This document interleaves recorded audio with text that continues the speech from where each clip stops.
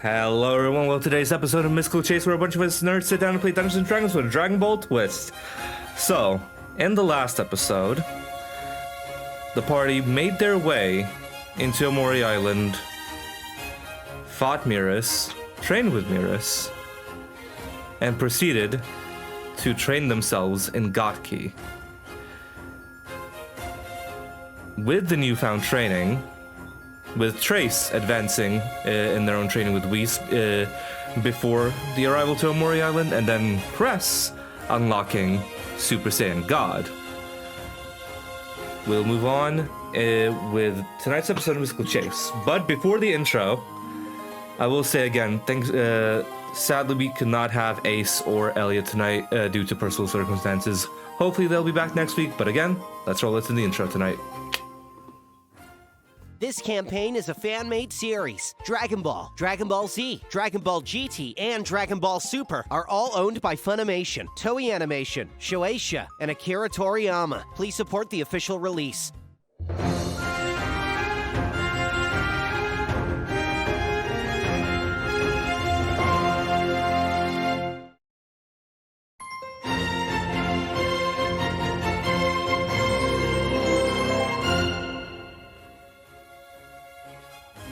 We're back. All right, as we've settled on Amori Island, with you guys heading out. God damn it!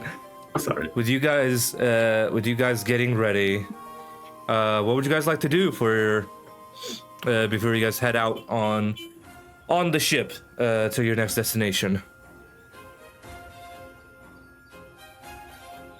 I would be focusing on where I fell short last time. It's been a while. I was like one tick away from my next Were achievement. you? Yeah, I rolled like one success too low. Okay. On the thing. Right. So you're. I had to get like 4, and I got only 3. Oh, okay. Yeah. No worries. Go ahead and roll again. I think it's a wisdom check, if I'm not mistaken. Again, it's been a little bit. It was a 2d6 thing. That's Hold on, let me during double check my training notes. stuff, like if you're training in the hyperbolic time chamber, or like in the staff, or with mirrors and whatnot. Yeah. Give me one second. No notes. That's the one thing I missed when we like kind of scrambled. I forgot to open my notes. No worries. It was just I had to roll 3 times 2d6 and get 4 successes in total. I only got 3. Okay, 2d6s. So yeah, go ahead and roll. And I'm gonna go ahead and swap it to a little bit of different music. I rolled a 6 and a 5, so 11. Let me 11. double check my notes. 1 second. I think we follow. I mean, either way, it is a success. But with how you're progressing with the training, you still feel that cusp of it. But again, you like same with like similarly to like Super Saiyan 2 for Taro, like you'd need like that kind of physical trigger to push you over the edge. But with your time on Amori Island, you've trained, you've readied yourselves up. What would you guys like to do? Well, excuse me. While we're prepping to go, Basil's probably just going to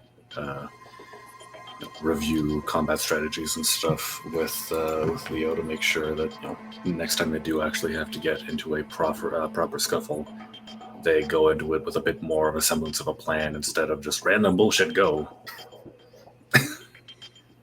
Fair enough. Fair enough. Katatsu, Chris, are you gonna So before basically, you head what I'm out? doing is I'm just like, we already have the Dragon Ball and everything, right? Everything. Yep. Wait, there was a Dragon Ball on Mori Island, right? Yeah, there was. Yeah. You guys Okay. got it off of. My brain's still not all there. Yeah. Again, it's been a while. It's for us in context. It's been a couple of weeks, so it's all right. Yeah. Yeah. So yeah. Now that we have the Dragon Ball, I'm just like chilling on the ship, waiting for everybody else. All right. And not to mention with you, Katatsu, you see Taro just like checking like the vitals of the ship, and Mala just chilling, sitting polishing his gun. There seems to be just nothing out of the ordinary at the minute, but if any of you want to go ahead and make me a perception check, please, that'd be great.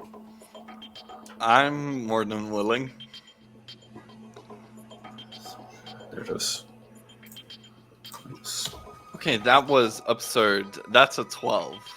I just got first roll of the day, and it's a 20. It's 22 A natural- perception. Natural An 20? natural 20, dead ass. Oh What a boy. fucking start. Perception. That's a 21. 21, 22, 12, and Katatsu, are you going for it? Perception? Sure, I'll go for it.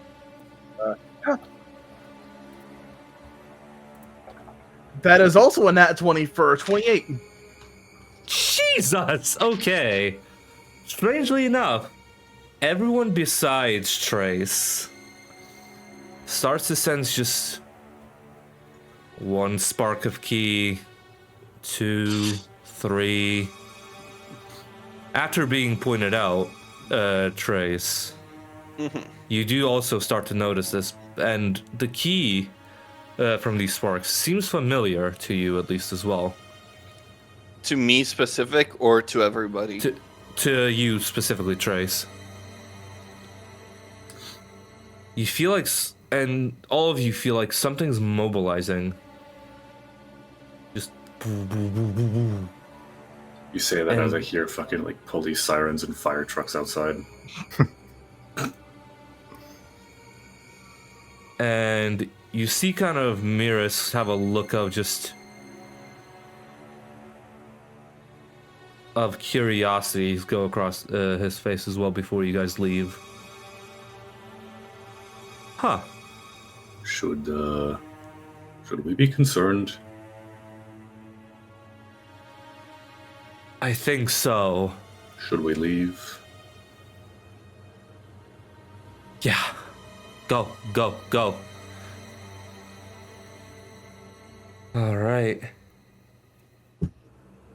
As you guys are heading aboard the ship, you see just the same kind of like worried expression on both Mala and Taro's faces. And just you just hear Mala kind of just softly go, "What in tarnation is going on?" Nation.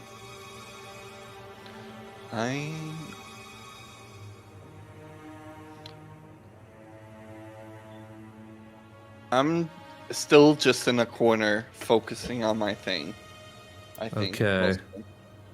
All right. When Mala asks what's going on, I just say, I wish I knew. Let's get out of here.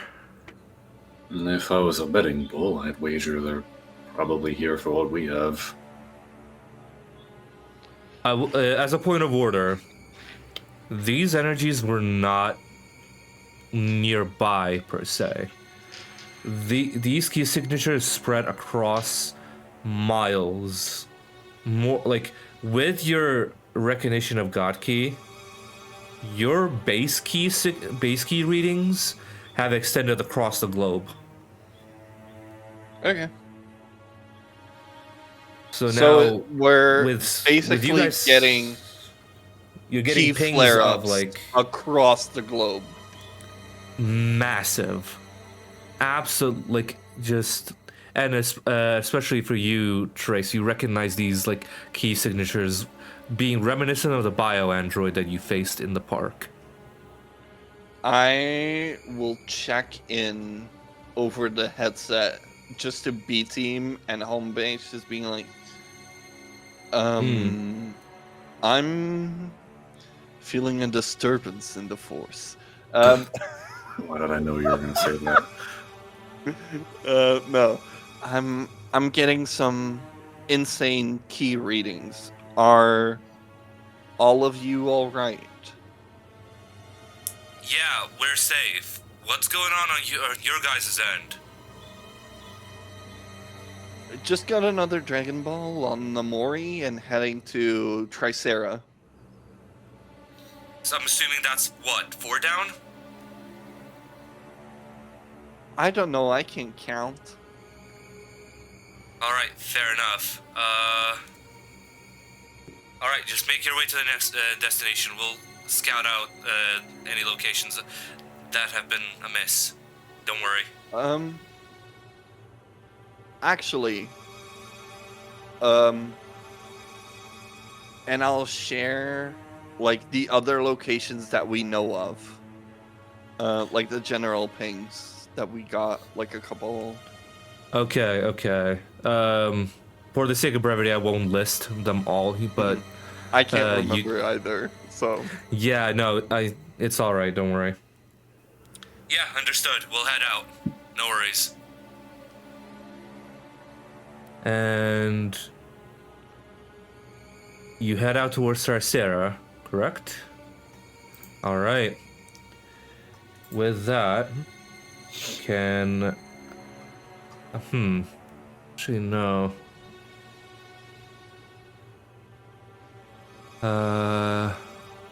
Can I have just a standard perception check from any one of you? Got you. That's a 19. Total. 19. Alright. 20. 20, alright. As you guys are heading through...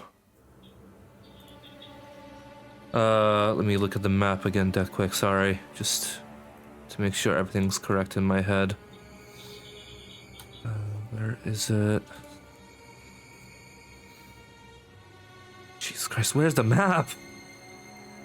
There it is, alright. Okay, so Mori, alright. So as you're heading above, like around, like above the desert area, you start to hear these two just very distinct roars. Kind of about, I'd say, about 3 to 4 miles away. So it was a bit harder to pick up, but even then, you still hear them. And all you sense is just an over-present, like, energy just approaching you all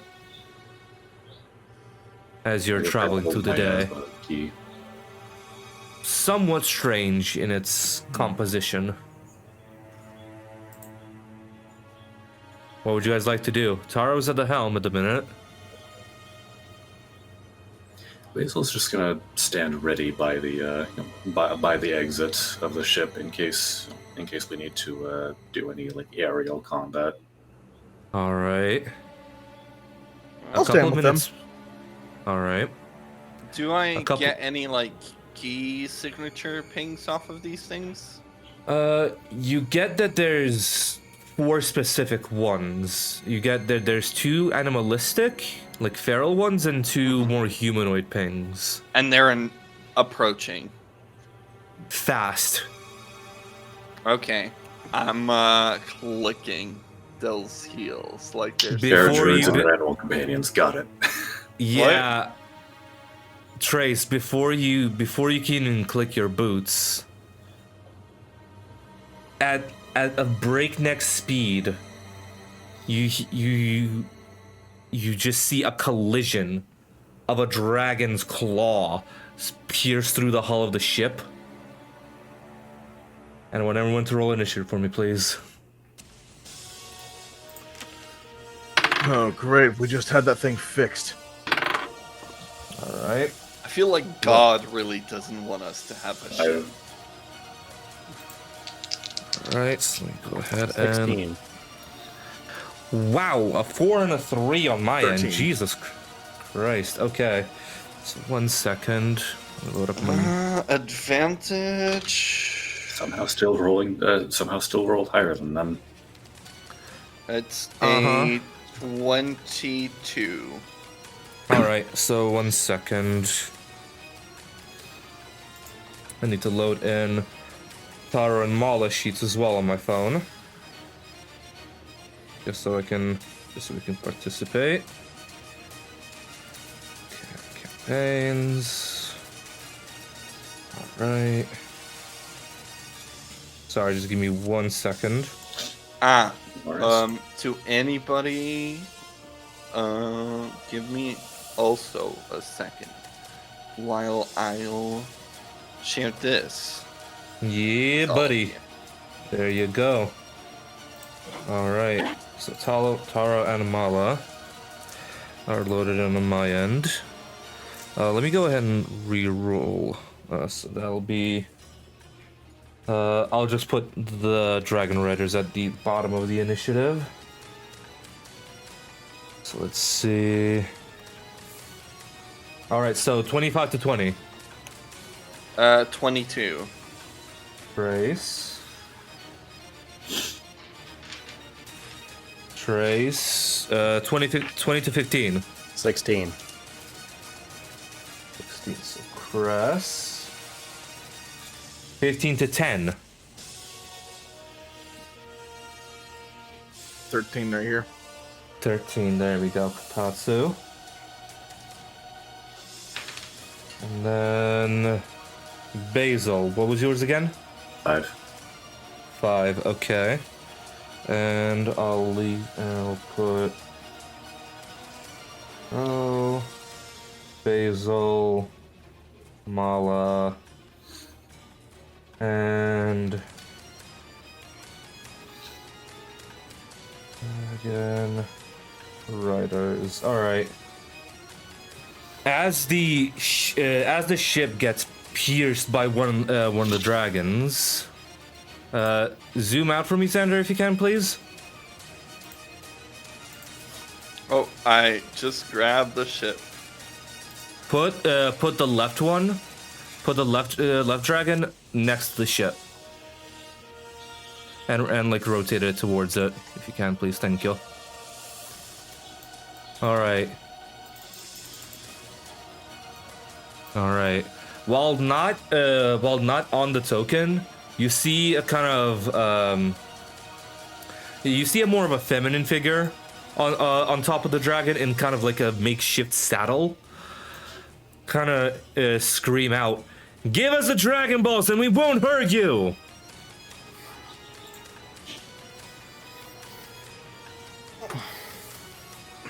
Anyone we know? The voice seems unfamiliar. Oh, this is gonna be fun. All right, so that's their surprise round. Trace, top combat. What would you like to do? You know I'm clicking those heels, right? Okay. Oh yes. Good. So we're all technically in the ship? Do I... Yep. All you guys are in the ship. You hear, as you guys are getting engaged, you also hear Tara just kind of scream out, "I'll keep the ship steady! You guys handle them!" Okay.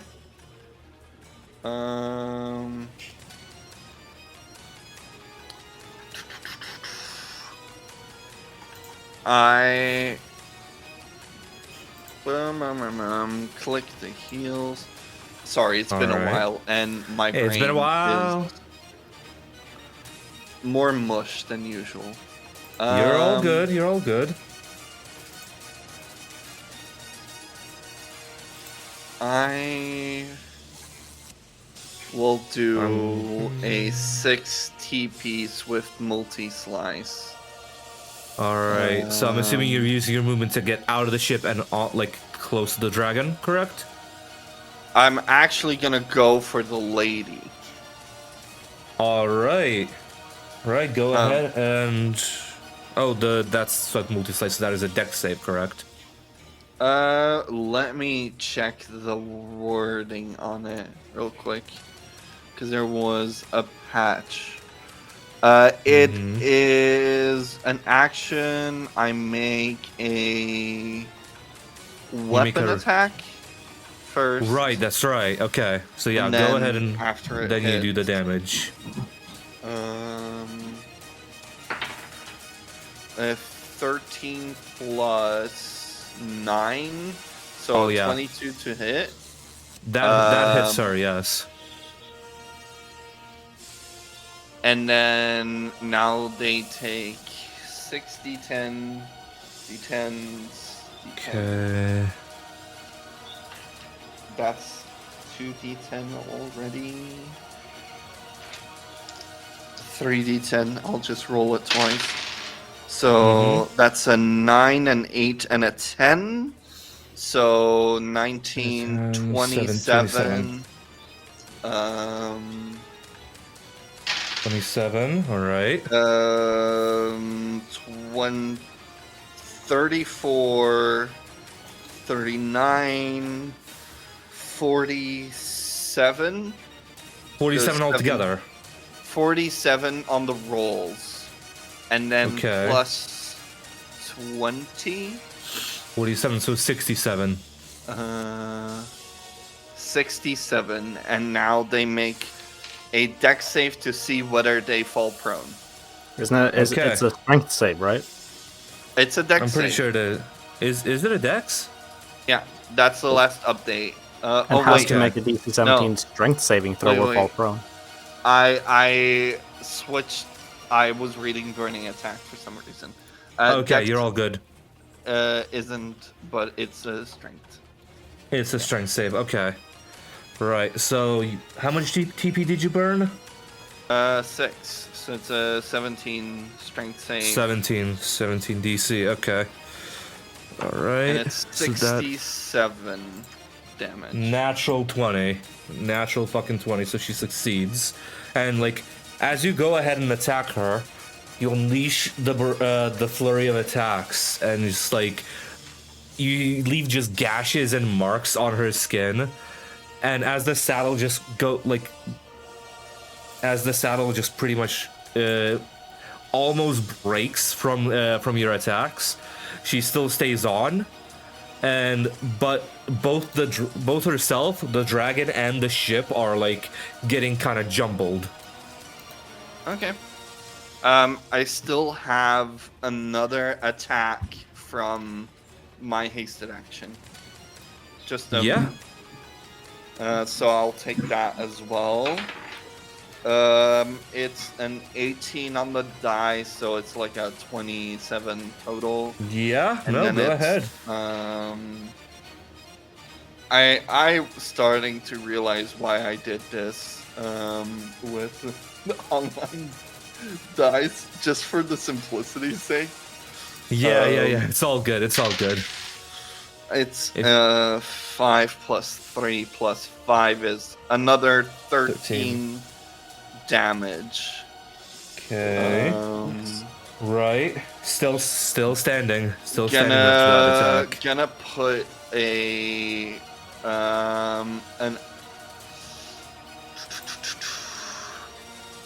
another trip attack. I'm gonna make it a trip attack. All right. So dexterity save. What's the DC? No, it's a dex Trip attack. 17. Trip attack is dex. Trip attack is dex, and then swift multi-slice is strength. Dex 17. Okay, so that I just and rolled I add a another D8. dirty. I rolled a dirty 20. Okay. Saves. It's another 7 damage. Another 7 damage. All good. How's Okay. she looking? Looking a little bit rough around the edges, but still standing. Still standing. Don't just love it when a fucking ice cream truck just shows up in the middle of the session. Really? Now? Of all times?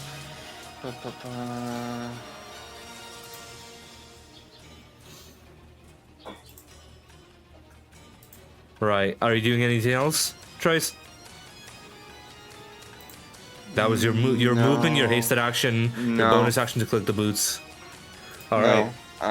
I considered hopping away, but last time I did something like that, I got nat 20 backslapped, so no thank you. All right. No worries. Cress, what were you doing with the attack? Ooh, got a nice little crack in my Oh. neck there. Ooh, that was nice. Oh, that was a nice one too. Yeah. I'm thinking that Cress is moving out and following the same route because, like, a dragon is a beast. There's a tamer on top. Deal with that first. Right. So, I Xander, will. if you want to do the honors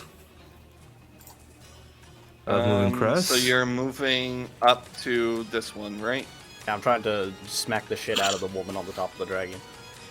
Okay. Mm-hmm. So I'm gonna hit with, like, essentially my unarmed strike thing. All right. Yeah. Go ahead and roll it. So that is, let me see, that is a 22. 22. Yeah, that certainly hits on the tamer. Let me get my d12 out for damage. Yeah. Okay, so that's that plus that. And then I need to roll a d4 on this page because I don't have my d4. Oh, nice. So that is 9, so 16. That's 20 damage. 20 damage, not bad. So as you go ahead and like fly in from like the back of the ship to, you just kind of use that momentum to carry yourself into and full-on elbow to this person's face. I'm gonna go ahead and roll another.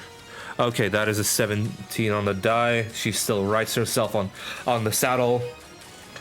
She's still standing, a little bit woozy, but still standing. So I can extra attack. Yep, go ahead and roll it. That is a 23. Oh, certainly hits. Go ahead and roll for damage. Okay, so that's 12. I need to roll the d4 in addition. Okay, so that's 14 damage on that. 14 on that. Still standing. And then But I again, want, yeah, just mollywhopping in the face again. and then as a bonus action, I want to be able to rage. All right. Are you going just basic rage or Super Saiyan? A basic rage, just in sort of like that calm fury, if you will. All right, no worries. So just you kind of tense up your muscles, still bracing yourself in there, and you're going for it. Yeah. All right. All right. So, Cress, end of your turn. Katatsu. All Katatsu, what are right. you- So, There we go. what I'm gonna be doing? Am I muted, by the way? No, you're good. Okay, I had to make sure my microphone wasn't doing the. Oh man, I'm gonna exit and just get on top of the ship, and seeing the dragon tamer that's currently just being just, for lack of better phrasing, absolutely fucking assaulted. Absolutely getting jumped, yes. I'm going to I'm gonna add on to that mollywop. So I'm going to hop onto the top of the ship and using using one of my TP, I'm going to fire off a if I could No, not one of my TP. Excuse me. It's geez. 2 TP. I don't. What? I should have pulled this up. Okay, that's that. That's that. Okay. There it is. Okay. Okay. There I we found go. it. So yeah, Yeah, I also found it for you. using 4 TP. I'm gonna just take out my my index finger, point it directly at the rider. Not even charging my energy, just strip. And I'm gonna fire a Dodonpa. Hell yeah, buddy. So that would be a roll to hit, correct? Yep. Roll to hit with your spell attack modifier. Alright, my spell attack modifier, I'll find that in my spells, is +8. So Yeah. 20 + 8. Yeah. Okay, next turn. What'd you roll? I don't want to talk about it. Oh, buddy. I rolled a 2 and then I added 8 to that and I give it 10. Oh, buddy. Oh, buddy, I'm sorry. Another All right. So as you go ahead, Katatsu, as you unleash the Dodon Ray, you see as you unleash the Donpa, like you see just this kind of mass of energy just kind of glide off of the rider, as well as she just kind of shields herself from the attack. And it would be Taro's turn, but Taro is going to be spending the entire time getting the ship still working. So, Basil, it is your turn. Marla's on deck, then is the Dragon Rider's turn. Okay, important question. How far are we from our destination? And by that, I mean, would it be enough time for me to take a long rest after this encounter? After this encounter, yes. You guys have like about another full day's worth of travel after this encounter. Okay. So, I'm still in the midst of calculating this a little bit, but I'm going to do something a little bit balls to the wall, where... Go for it. Additional question first. Can I get a refresher on where everyone is relative to the dragon? Because I know that both two of our fighters are adjacent, are like on the same tokens to it, but are you all like above, in front of, below, like? Or I'm assuming both Caress and Trace are on top of it. Right. Because they're beating the shit out of the rider. Right, So and how large is the dragon itself? it's pretty fucking beefy. Xander, if you could do us the honors and use the ruler and like measure out from wingtip to wingtip. like vertically speaking. What I'm saying is, vertically. Would I be able to give it an Ozaro blast and not hit the others? Ozaro Blast. Let me see. Keyblade. I have Battle Styles right here. I'd say yes, but you would have to like use most of your movement to get below the dragon to like kind of punch it from below. That is fine. So yeah, you can use your movement to go below the dragon vertically, and then just unleash the Ozaro Blast into its stomach. Because I want to do something very balls to the walls, insane. Go for it. So- Roll cool. You remember how that feature that I got allows me to convert spells into TP and vice versa? Yes, I do. I wrote it. Yeah. I am going to try. I'm going to test this and push it to its limits by burning both spell slots. Okay. So how, in total, how much I'm TP is actually it? I'm doing this math right now. So every additional TP is a 2d6 plus 2. Mm-hmm. Which means that that is alongside all no, excuse me, let me rephrase this. So by itself, using all 8 of my TP would make it an 18d6 plus 8. Mm-hmm.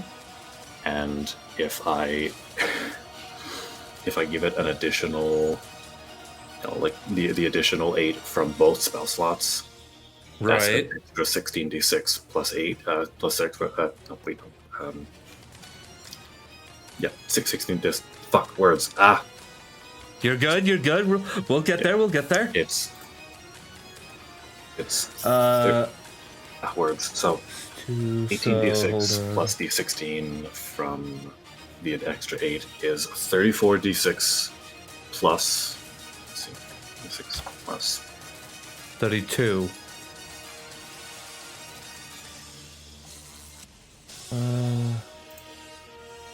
16 plus 18 is 34. It's 18. And then, Yeah, 34. And then 16 plus 16 is 32. well, no, it's. Well, like, no. No, It's it would. 16? No, it's hold 16 on. plus 18, isn't it? Because. Hold on. Yeah, 'cause- Math. Yeah, because by default it's 10d6 plus 10, right? Yeah, so it's 10d6 10d6 plus 10. and it's That's with an additional 4. Yeah, it's 2d6 plus 2 So, okay. per. Okay, so you're okay. So off the rip, you're adding 12 additional TP onto this attack. So Yes. let's see. So that'll be 24 extra die. Let's see. It'll be 24 Calculator. extra die. yeah, 24 extra Yeah, dice. So 24, that that's will 34 be That's 34d6. 34d6. That isn't 16. So So 32 we added had- 32. So that will be 42. We had 24 onto the plus 10. So that's 34. Yeah. 34d6 plus 34. I don't 34. know why it took this long to calculate that. It's all good. Brains Yeah. are not braining today. It's all good. And also, I was never that good at math in the first place. Yeah, Me here I am neither. Playing a primarily math-based game. Yeah, I'm not a mathematician myself, so it's all good. So the DC also increases by 2 per TP. So that's 24 added onto the DC 17. I'll say for the sake of it, it's an automatic failure. Because I was gonna say if we weren't And gonna not to calculate mention, that, I that's a will DC say this 41. much. Oh I my will say this God. much, Xander. In terms of distance, can you move? Just for the sake of it, can you move Basil like 30 feet to your left? Because otherwise, the distance of the Uzaru blast would envelop the entire ship. So additional follow-up question: if I'm burning both spell slots on this, should I roll the surge twice? Yes. All right. So let's roll 2d8, ladies and gentlemen. Fire away. Like Fire away, here, my guy. Yeah, keep Basil roughly there. Also, Xander, while you're moving someone in Roll20, you can right-click while you're moving them, and it'll bring up the ruler at the same time. they changed it. It used to be like Q, and I've been pushing Q the entire time, and it's not showing up. Ah, All right. Okay. So I rolled the surge twice, and I got an 8 and a 1. For those not looking at the table, that means these tables. Backwards. Sorry. The table results 8 and 1 are you can take one additional action immediately, and for your next turn, your speed becomes 0, and you cannot take any reactions. and then you got an 8. Yeah, the 8 Which was you can take means- one additional action immediately. Yeah. So let's roll through the damage first, because again, with a DC like fucking 40 something, it's 41. gonna be an auto. It's gonna be an auto fail regardless. So go So- ahead and roll the damage. And I'm so glad I opened a notepad for this. So Um, that's 34d6. My God. Jesus, it's gonna I be said crazy. I said I was gonna push this feature to its maximum. So 34d6 plus 34. At moment of truth, let's see just how much damage this is gonna cause. All right. Yeah, for real. Take Where a are guess. you rolling it? D&D Beyond or? No, I have a roll 20 page that I use for rolling. Okay, okay. So, all right. How much did you roll, my guy? Well, with the results of 3, 3, 2, 2, 6, 2, 2, 5, 5, 1, 2, 2, 5, 1, 5, 4, 1, 6, 1, 3, 2, 2, 4, 1, 5, 3, 2, 3, 6, 6, 6, 6, 1. That's 144 damage. Oh, What? plus the 34 at base- the end. Plus the 34 at the end. Yeah, plus the 34 at the end. That's 144 damage. What the hell? Oh But mind you, my God. that is Okay. all of my TP and both of my spell slots. What is the drawback on that? The table. Yeah, the drawback was table. that wild magic surge table, which Yep. has pretty nasty potential effects. It's like it's a massive gamble. Speed Uh-huh. 0, can't use actions. Yeah. Wait, you're uh, not prone, right? When you're speed No. 0, like you stay No. hovering, you're not dropping. I'll Yeah. say for the purposes of this, given the following 8 on the table, I'll say we'll sacrifice that 8 roll for you not dropping Yeah, in the air. So you won't get this action, sadly. I wasn't gonna use it anyway. But yeah, like you won't get this action yeah. back. But I will, given that like I kind of assumed you weren't anyway. Yeah, I hadn't planned anything further for this. I wasn't accounting for getting for rolling. Getting a yeah, so I kind of assumed you're probably not gonna use it. So I'm like, you drop about 20 feet and then you right yourself again using Leo's magic. I was wholeheartedly expecting like getting like the fucking getting frightened by the nearest creature until the end of your next turn thing. Something Yeah, like that. I fully expected you to get transported into like That too. getting number three. But yeah, so Basil, that would be your turn. The dragon is still standing. Somehow. Well, motherfucker looks bloodied and rough as you unleash this torrent of energy from your body. The tail is just gone. Like the tail is just scattered to the four winds. As you see like the stuff like from the tail between the legs and in the stomach is just viscous bleeding. Hey guys, I got the tail. Don't forget to carve that after this hunt. Sorry, I was trying to joke. Couldn't resist. It's all good. But after this, having like not even said a word, Basil basically just shouts out, trying his best to not seem like he's absolutely fucking winded. He goes, "If you know what's good for you, you'll turn tail. Not that you have one anymore." Right.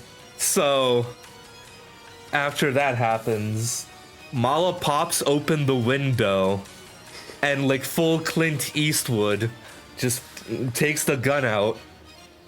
The furry folk means it. Just and pops the ranger in the head.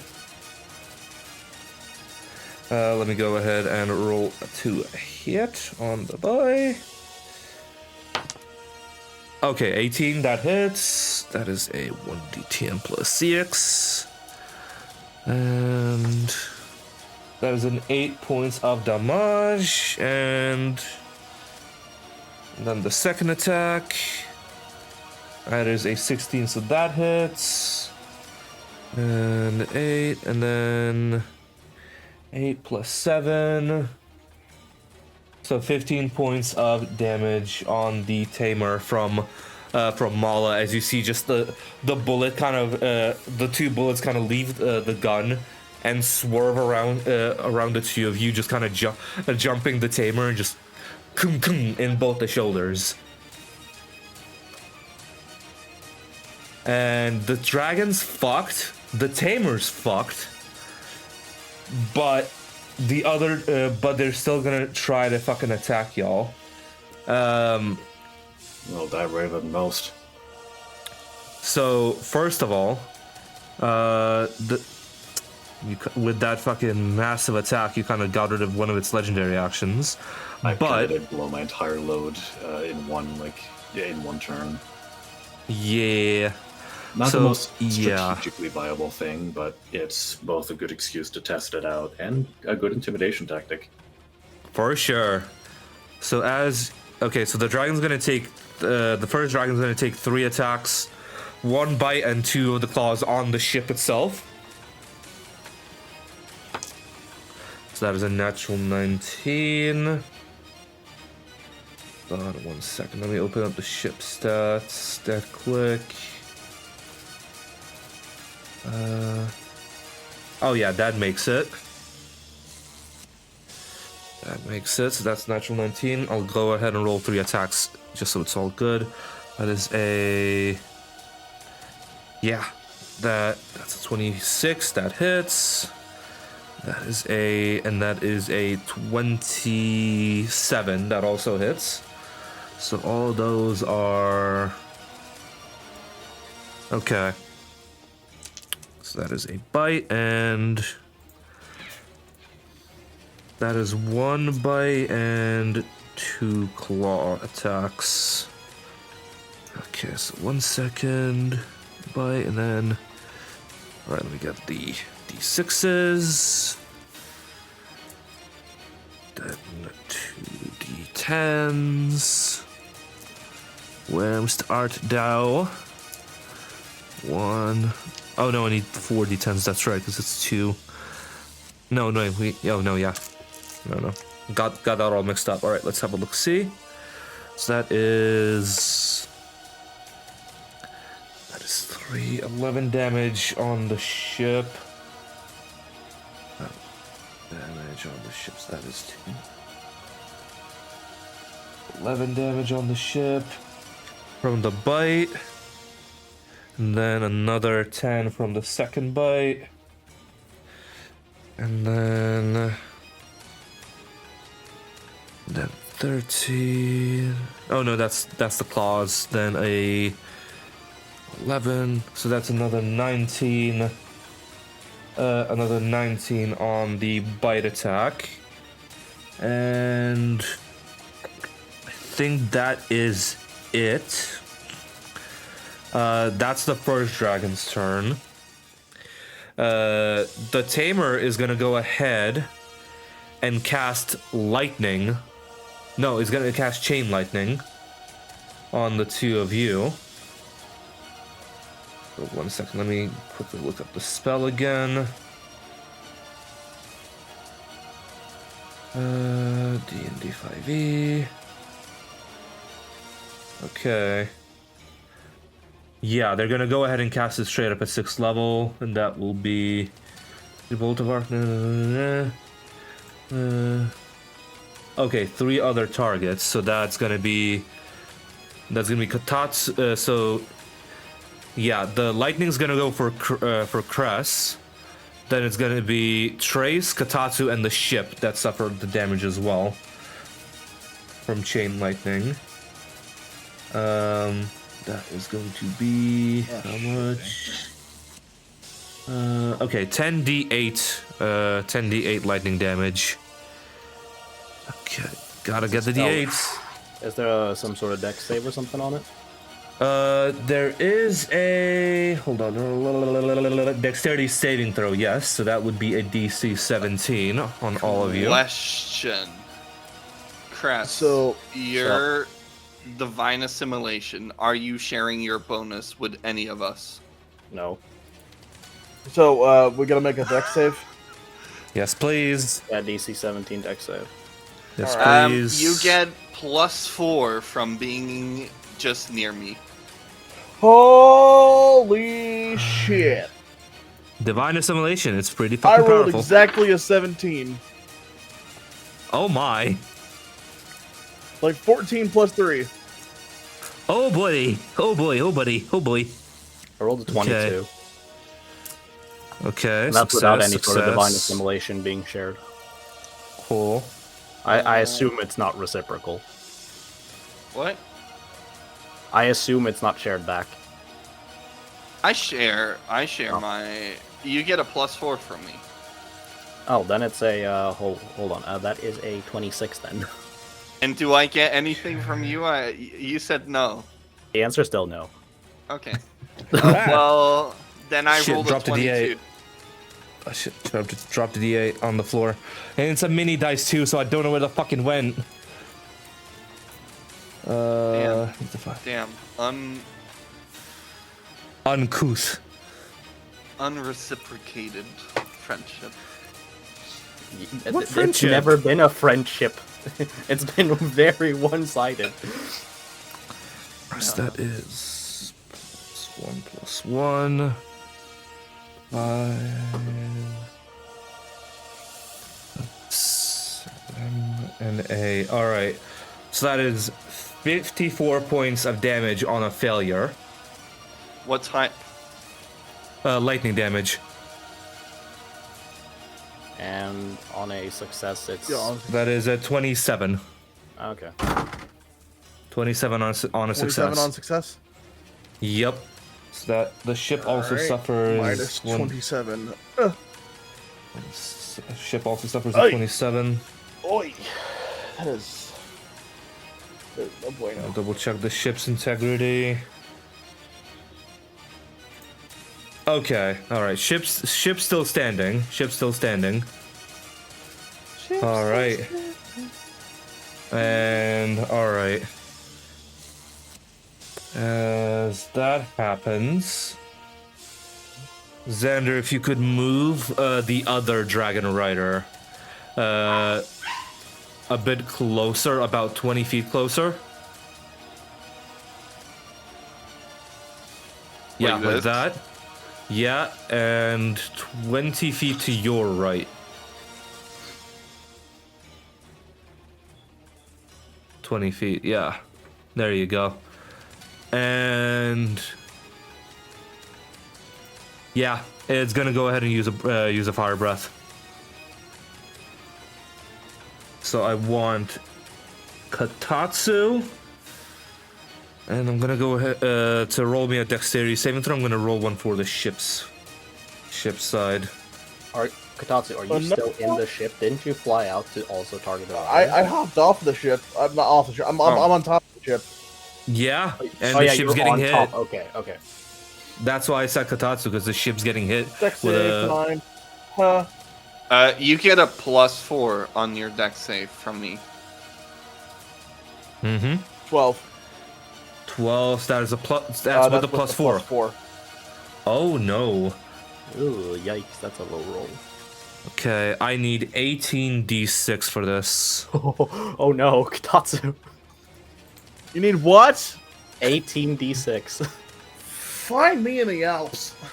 Find you in the Alps. You can swear on this show, you know.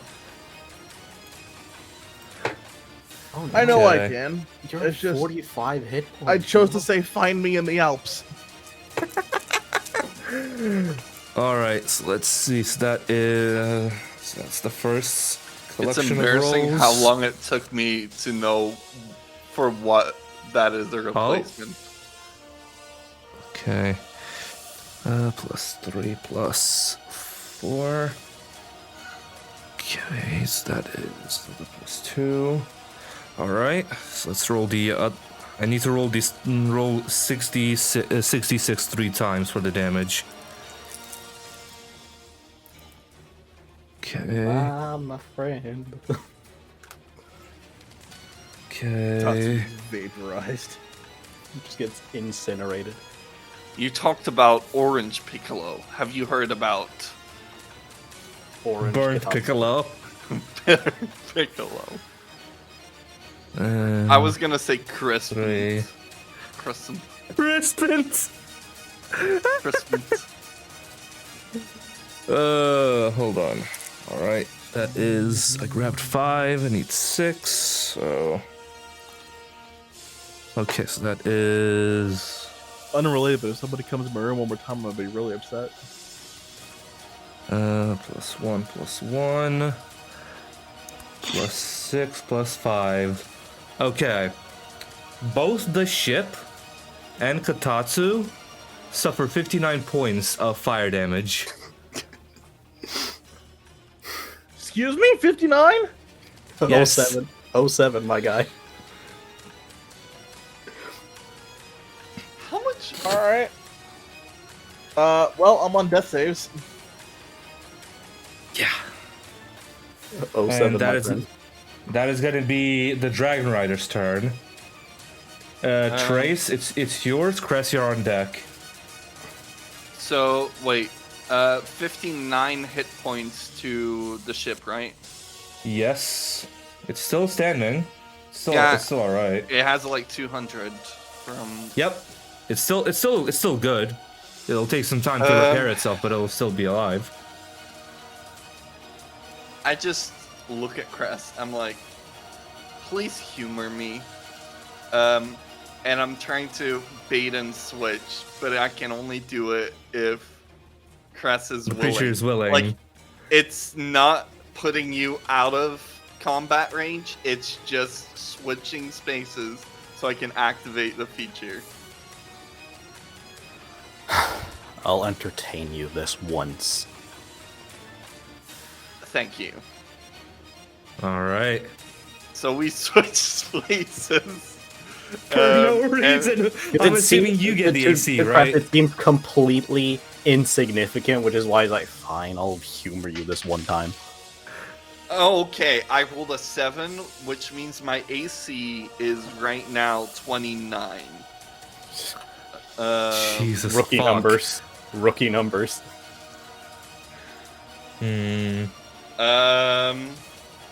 Next thing, bonus action.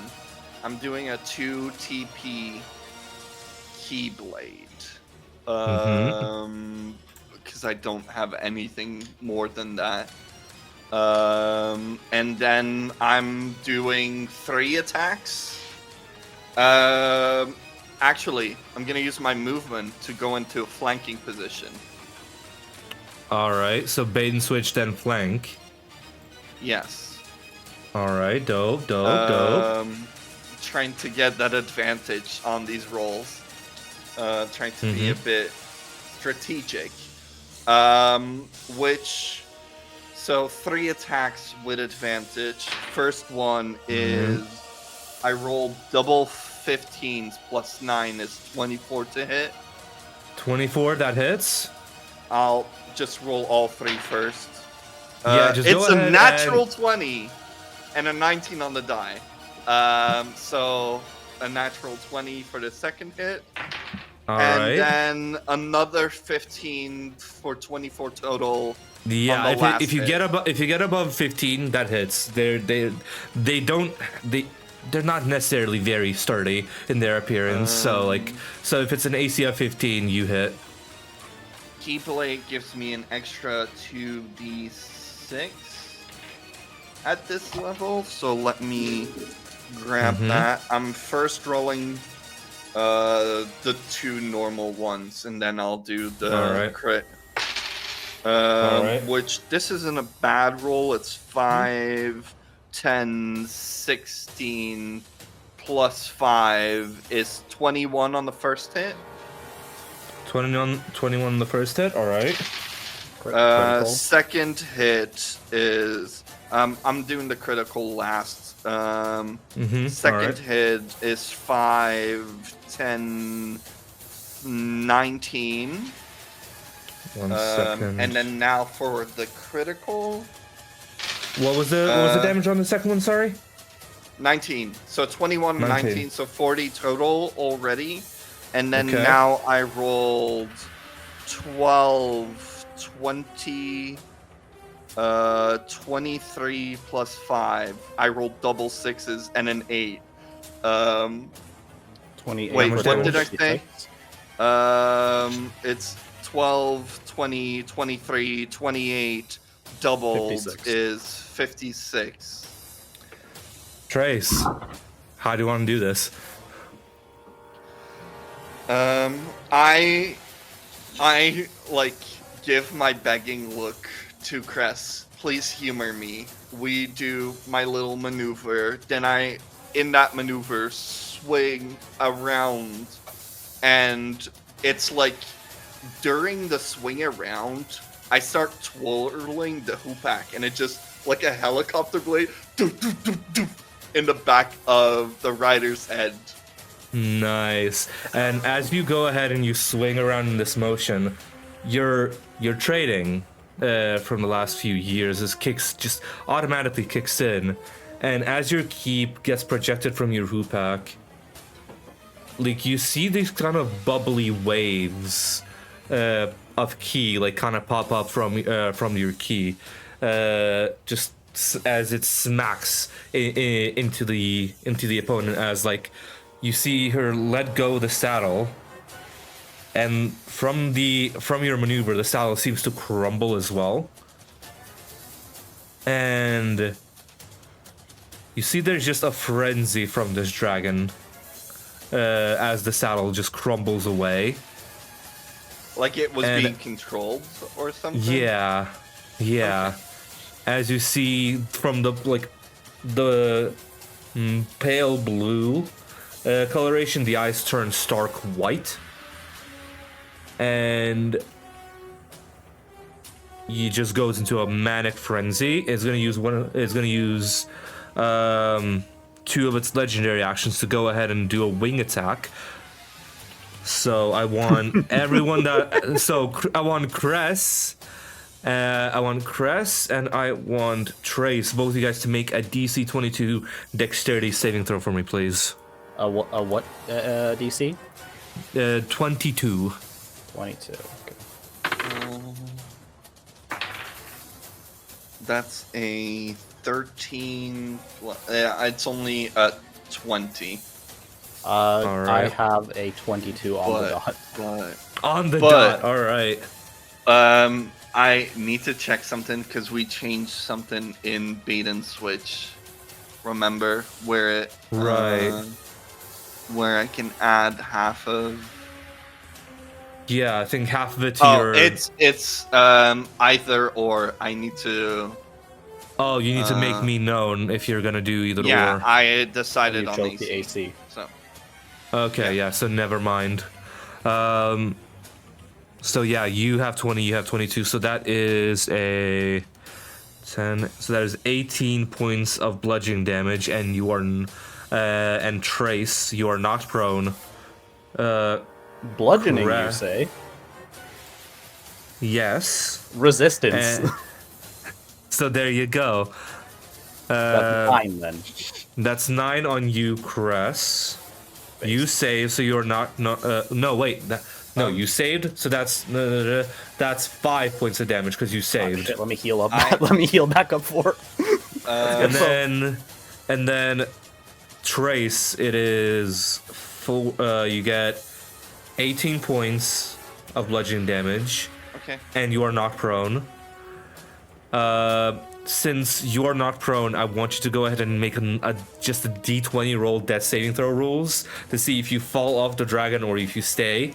Because you see where the tail used to be, there's just a stump of blood. 17. 17. So you stay on the dragon, but you're still not on your ass. And that was 18 damage? That was 18 damage, yes. Okay. This was a legendary action on my turn that it used, right? It was a legendary action, like, at the end of your turn, I will say. I wanted to say, with the damage I had already sustained, I'm expending one of the charges on the crit to recuperate that HP. Okay, that's fine. So that's it's 18. Fine. Go ahead and make it back.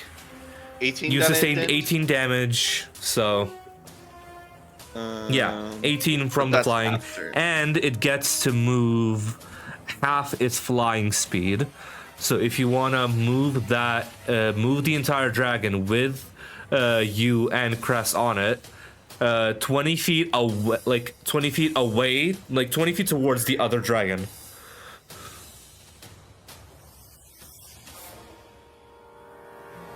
It is trying to completely disengage from the ship. So like this, or yeah, like I'd say like completely vertically towards the other dragon. Oh, completely vertically. Yeah, completely vertically. So here. Yeah, just keep it there. And you can get rid of the circle there as well, like to represent the tamer. And my white line of eyes. Yeah. All right. But yeah, that is gonna be end of your turn. Legendary action, Cress. What would you like to do? Kotatsu, you're on deck. Well, considering this dragon is still trying to tussle, like, he's trying to escape, but it's trying to fight with that wing attack. And I'm not gonna, like, Cress is not gonna let himself be disrespected like that. So, would you say because we're on top of the dragon that attacks would be rolled with advantage? I'd say so. Because like everything yeah. seems like a flank because it's on top of it. Yeah, I'd say yeah. You're rolling it with advantage, and I will say if anything, we can just say that's like reckless for mechanical purposes. Okay, so I have 3 attacks because I'm raged. Yup. So I'm gonna roll the first one. Yup. That's a let's see. That is a 24 to hit. That hits. I'll roll the second and third before I roll the damage. Yep. That's a 25. That hits. And another 25. That also hits. Go ahead and roll for all the damage. Okay, so first off, oh, nice. Let me roll that d4 real fast. Okay, so that is 15 plus 7 for a total of 22. 22. So 22 on the first one. Ew. It's a bit on the sour side, but that's okay. Okay, so that is 4 plus 7 for an 11 on the second. 11, alright. Ah, that's better. And then we have 19 for the third. 19 for the third. The dragon's looking really fucking rough. Oh, God. Okay. And is that your entire turn, Cress? That is the move. That is the attacks I'm capable of doing for action economy, and it seems advantageous to stay on the dragon for movement. All right. So as you're just going for your 3 strikes, just go down. You just try to you're punching it in between like the soft area between the scales, and it's just going and going and going, and it's like every punch, the entire shell of this thing just rattles, and it's just a lot. It's just a lot. Right, Kotatsu. Before you roll your death save, as this is happening, you just hear, "Where does your strength lie?" Roll your death saving throw with advantage. With advantage, yeah. All right. I'll just go ahead and roll 2d20s because that's the best way I can do that. Yep. 3 and 18, so I'll take the 18. 18. That's one success. All right. Again, Taro spends the remainder of his turn just riding the ship, and I will say now Mala is just trying to help him at the minute. So Basil, what would you like to do? All right. So, important question in terms of distances. Could I, granted I can't move at all this turn, but next turn, would I be able to get from where I am to the other dragon with a movement and dash resulting in 90 feet? 90 feet. To the other dragon, yes. I'd say so. Okay.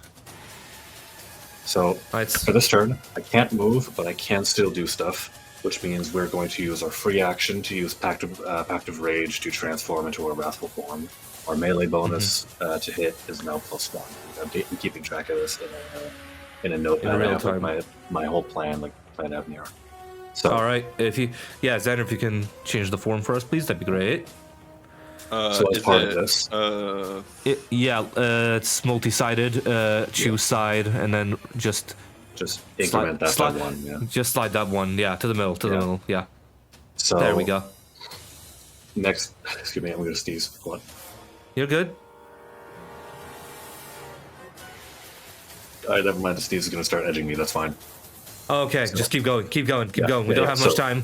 So, due to with Pact of Rage, that's a DC 17 Wisdom saving throw to the nearby dragon. The other one is out of range because it's only 60 feet. But there's a DC 17 Wisdom throw to avoid being frightened. And alongside that, I'm going to employ an Arcana Blast on that nearer one, which is that is a 14 for a total of 15. So that is a failure. It is frightened. Yeah. So that's two blasts, d20 plus 8 to hit on both of them. I'm going to roll that twice. First one is a nat 20. Second one is a dirty 20. Goddamn, indeed. Both hit. Go ahead and roll for the non-crit first. For the non-crit is a d10 plus 4. I forgot to add the /4 part of that. So, yeah, that's d10 plus 4, so that's 10 damage. 10 damage, alright. And then the crit? And I need a refresher on how crits work with 5e again. Total damage plus times 2. Total everything times 2.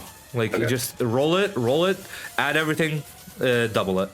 Basically just, still just a 1d10 plus 4, but times 2. Right. Yes. Okay, so 6 times 2, 12. So 12, 22 total. 22 total. It's looking really fucking rough. You see it's struggling to keep itself in the air. You kind of assume one good attack on this thing is gonna fucking kill it. Right. I'll leave that in the hands of the other ones then. All right. And that's about as much as I can do in my turn with no reaction, and any of my bonus actions will require a slot, which are not a possibility right now. Yeah. Okay. That's completely fine. So Xander, go ahead and move the other dragon towards the first dragon. 40 feet, if you can. 40? 40 feet. 40 feet. And yeah, right here. And rotate it towards. And so the dragon... Not like that, Xander. So you see the first dragon rider go up and just kind of ride the dragon, so the claws are digging into the skull, seeing that the first dragon's completely dead. And you see on the rider's face, there's just tears streaming down their face of just pure sadness as they're unleashing as they're also unleashing a chain lightning. Another DC 17. Yeah, so I want both Trace and Cress to make saving throws, and I will roll another one for the ship. While you're rolling this, a small question. TPK. I'm sorry. Go on. Has that chain? Has that reduction in distance made it so I can reach it with just a move action or not? I'll say for the sake of it, I'll just say with movement you'll be able to reach them. Okay. Because we're playing fast and loose here. Why not? Okay, that is going to change my strategy up. I'm going to have to work on this between turns to see here. It's all good. So chain lightning. 1 second. I need. That's a 27. 27. That's a success. For me, it's a 19. 19. That is also a success because the DC is 17. So 1 second. Just so it's a little bit really poorly. I only have a 12. Hold on, let me double check. Yeah, it is 10 D8. Alright, I'm rolling on Google just to save some time. Okay. So both of you saved, so that is the 22 points of damage. I'm gonna double check. I'm gonna re-roll for the ship actually. That is a natural 20, so that is also 22 points of damage on the ship. It's still standing. You hear also 22 points of lightning damage, yes. And you just hear some electricity from the ship itself. And you hear Taro scream, "It won't hold out much longer! End it now!" I'll take some damage. And Tatsu hitting the gritty in the head. Sorry. oh god, there's just shaking and rumbling from the ship as well, from the chain lightning, and the ship looks rough. And yeah, that's gonna be the rider's turn. Now the dragon is going full ham and going for another fire breath, point blank this time. I want both of y'all to make DC 22 dex saving throws, please. No, wait, no, DC 21 dex saving throws. DC 21, my bad. Who? Cress and Trace. I want both of y'all to do that. Yep. Actually, hold on. Can I get a ruler 60 feet from the dragon's mouth? Yeah, so that would hit Basil as well, because the attack is gonna go through the body of the dragon into you three. So I want all three of you to make dex saves, and yeah. So 13 on the die plus 5 plus the 4 from Trace. That's a 22 total. All right, success. That's an 11 from me. Are you within 30 feet? You also get a +4. Don't know if it matters, but +4 would make that 15. Was it an 11? You get an additional +4 to your roll. Yeah. 11 plus 4 is 15. Yeah. It just sounded like you said 13 before. I rolled Okay. 5 for a total of 12. Okay, so that is 6. That is 9. 1, 2, 3, 4, 5, 6, 7, 8, 9. All right. Was it So that 22 is- lightning damage on the successful save before, or was it? It was successful save. Yes, I've already halved it. Yeah, okay. I was just double checking to make sure I All had the right good. HP. All good, all good. And that is 43 on the failure. 43 fire damage on the failure. 42 is 21. So you want me to take 21 or 22? 21, I'll say. Let's round it down. You have a fail, right? Yeah, 43 on the failure. Okay. Thank God for temp HP. Yep. All right. How we looking? Oh, I have 34 HP left. Okay. Good I to know. have 13 HP left. I've still got as much as before. That's only been soaked up on my temp HP, leaving about 7 left. Dope. Good to know. Good to know. And yeah, that's gonna be the dragon and the rider's turn. So they're fine. And that's it. That's their turn. Trace, top of the round. Crest, you're on deck. I have. This is.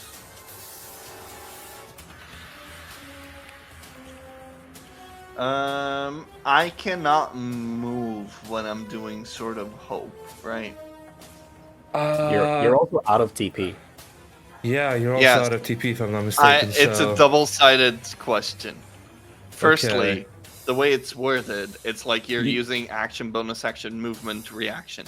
If I'm action surgeon, can I be allowed? I will say the movement does include getting to your target for Sword of Hope.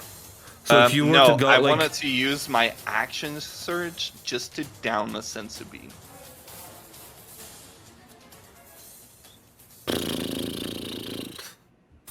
I'll say rule of cool. Go ahead and just roll me a d20. That saving throw. They say that saving rules. If you get below a 10, I'm not allowing it.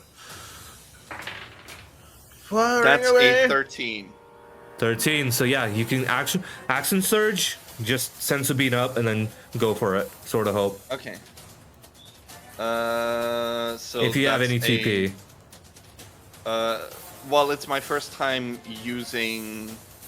That's true. Sensu beam. Yeah. That's that why is I true. wanted to do it, because then it allows me to do what I want to do next. Which Let's is, go. All right.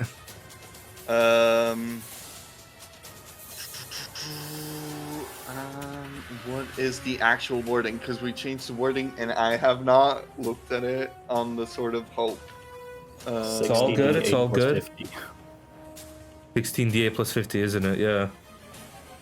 Oh, 60. Let me A full Oh, 60. Oh, 6-0, that's right.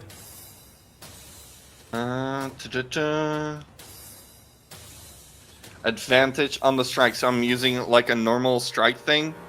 Yes. I will go up to the dragon, and I will ATP Sword of Hope. Attack it. It's you pull massive advantage on this strike. I'm a successful Yes. hit. Okay. All right. So I'm rolling. It's a 24 to hit, 24 definitely hits. Go ahead and roll the damage. and then it's I can do this with /R 60d8, right? In roll 20. I think so.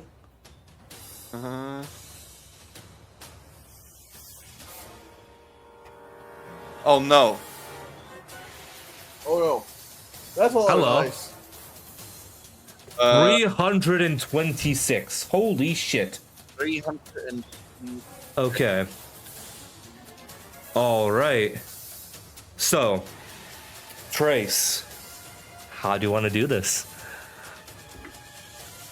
again that flow state comes, and instead of like going for a straight like stab attack with the Hoopak, I go kind of swirling, like I jump and it's a swirl movement, and while I'm turning around, the Hoopak extends to its full Sword of Hope length, and it just slices and bisects the skull of the dragon. And as you do, not only does the full key go through and bisect the dragon skull, it goes through down the body, down the tail. And not only that, it bisects the rider as well. So you completely pass through, and it goes through like a wall of force through your two targets, and absolutely obliterating everything. I rolled a 6 on the die for my con save, but I add 9, which means I just made my con save for using Sword of Hope. To not take 3 levels of exhaustion.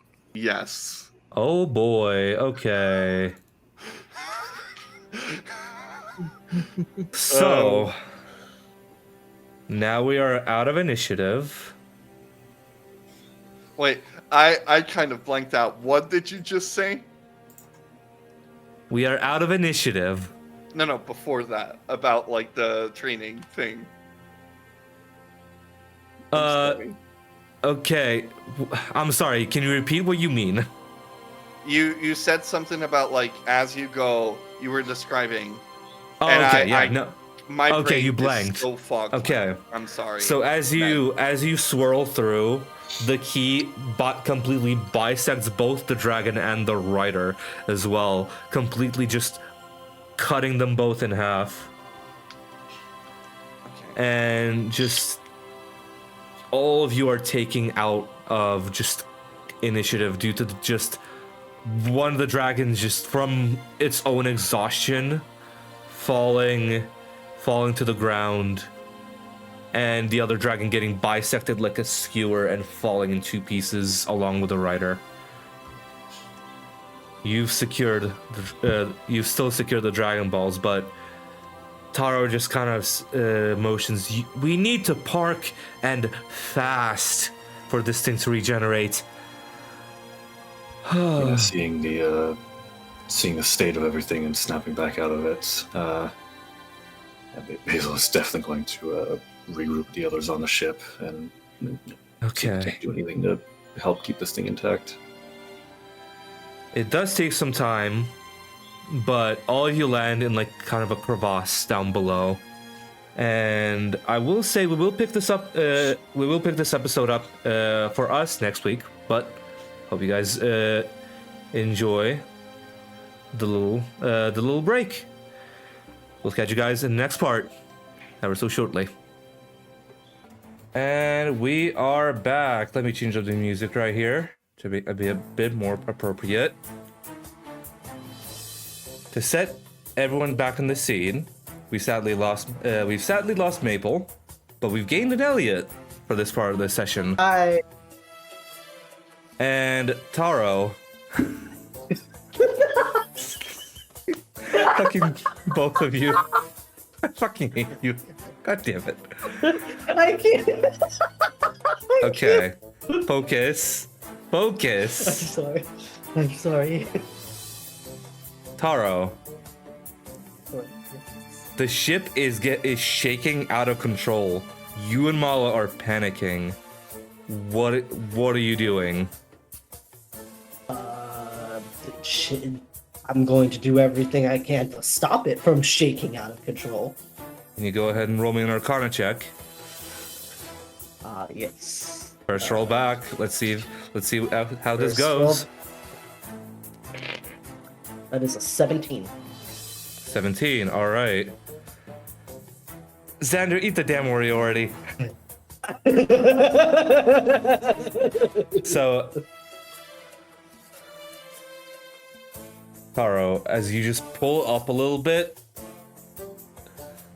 the ship stops shaking as much, but it's still kind of vibrating from from a puncture in the hull, fire scorching it from one side, and now like an unconscious Katatsu on the top.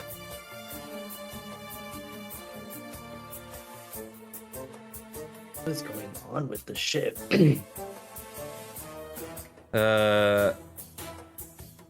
And also now with initiative over, I will say, Trace, you were the first one to spot Katatsu's unconscious scorched body just laid out on the top of the ship. So Katatsu's making like death saves, right? Basically, I would go over and try to stabilize them. Do they have a sense of being on them? Can I frisk them? See whether they like, not trying to use my own, just seeing do they have it.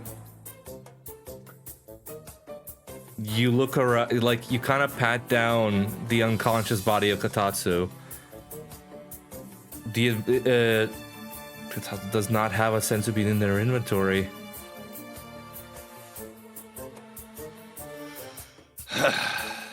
You're gonna owe me for this. And I pop one of my own into Katatsu's mouth.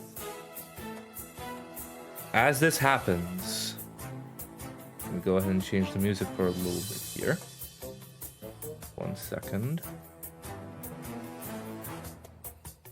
Where is it? Where is it? Ah, there it is.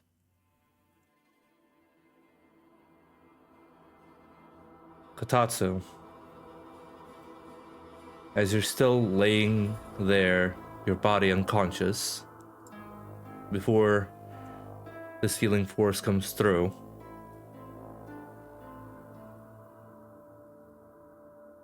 you feel this tense feeling across your body just start to ease a little bit as the arid weather of the desert you're flying over slowly just washes away. Start to feel your body relax, but at the same time, you feel as if your entire body is starting to burn. This heat, it's getting more and more intense by the second. And you start to feel like every single inch of your skin is turning to ash. You try to fight it, but it just keeps going. You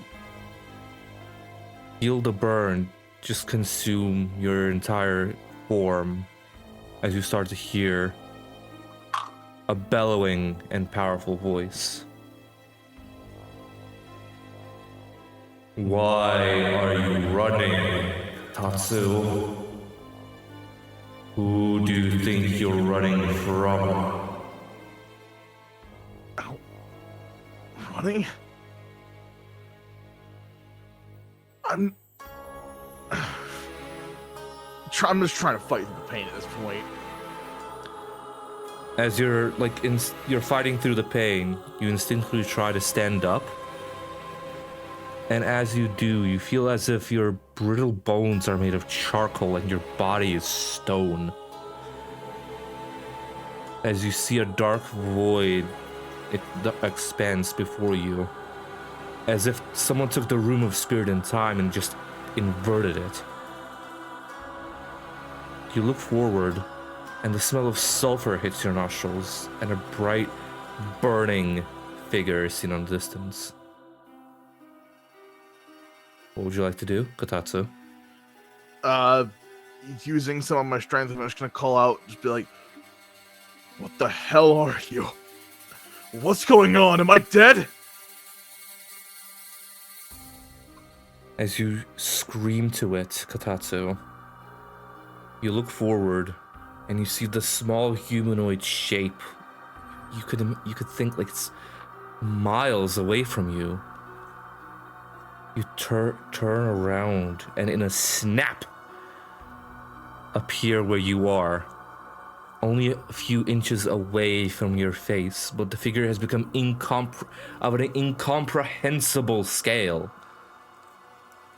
It feels like it could crush mountains with one of its fingertips. In that short instance, it feels like it's grown from 6 feet, 7 feet, to just absolutely overpowering you in scale.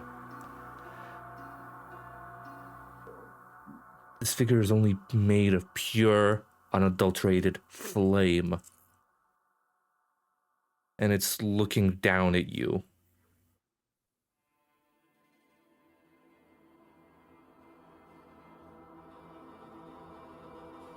You need to stop running. Where does your strength come from?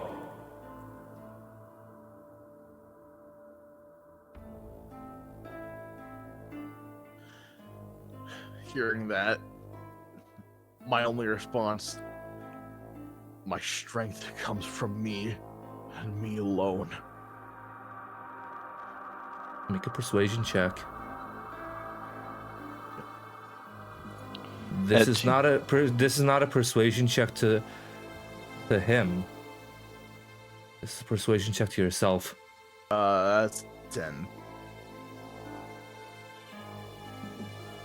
You sense the figure is disappointed in you at the moment.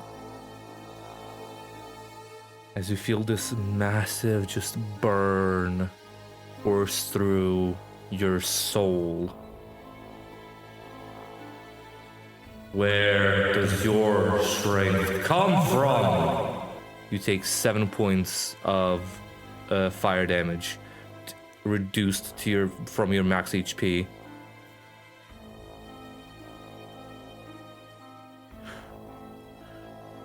My strength comes from those around me.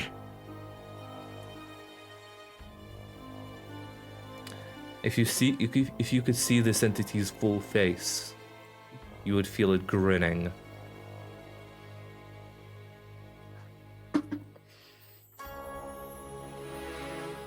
You feel your body emboldened. Slowly, but it doesn't feel from this source, but you look around and the dark expanse starts to light in a full flame. And you see 1, 2, 3, 7 massive orbs, size of planets, surround you as the figure slowly shrinks to meet your size and build. A full hand reaches out and places theirs on your chest. You feel your body start to get restored in this corporeal form. And as the conversation ends, you just wake up in a snap as you feel your body start to cool down slowly. But you just instinctually touch the Ajisa tree symbol on Ajisa tree amulet on near your chest. It's still blazing hot. What the hell happened? What's going on?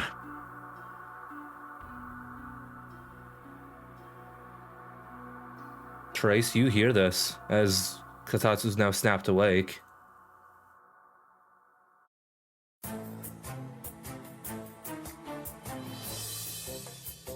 Are you awake? I don't know. Is this another one of those things that I was seeing? No, but you'll meet 10,000 zenny for that sensu bean. This must be a dream. Hello? I need to wake up. I saved your life.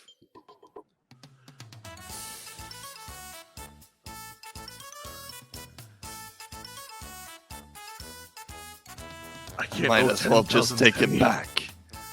What? No, no.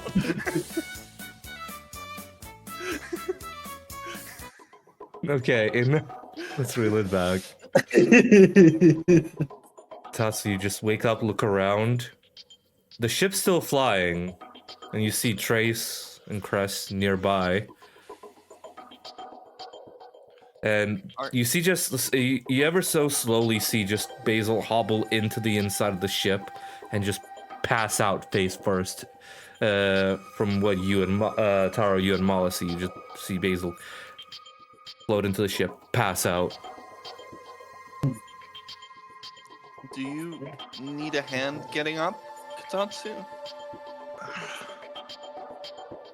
No, I'm fine. I'm still. What the? I saw something when I was out, and I'm not so sure if it's what I thought it was. I see. I'll hear you out if you want to. Let's. I suppose we should get back in the ship. I'll make some tea and you can tell me all about it. Right. Thank you. And as this is happening, I'm just gonna try and get back into the ship as quickly as I can. Crawling into the hole in the side. By the way, am I slide off into the hole? am I up to full HP now? Yep, without the maximum drop from the wrong response. Okay. Yep, and I lost a sensu bean. Make sure to stock up, guys. I'm still pretty good. I got 2 left. All right, so as you're heading back into the ship, Katatsu, can you go ahead and roll a history check for me with disadvantage, please? History check with disadvantage? Yep. Yes, please. Woo. 14. 14. It's tough to say what you just saw, but the 7 orbs, the size of planets, really caught your attention on what that is. I'm not sure what, but this is similar but different to the Dragon Balls you're seeking. on a grander scale. So when everybody is finally, back in the ship, I'm just going to mention when I was unconscious back there, dying, what I can only assume. I saw what I can only assume were Dragon Balls. But they weren't exactly the ones that we were looking for. They were enormous. I couldn't even fathom how large they were. It's like nothing I've ever seen, nothing I ever even imagined could be real. Like, what, planet-sized Dragon Balls? Something along those lines, yeah.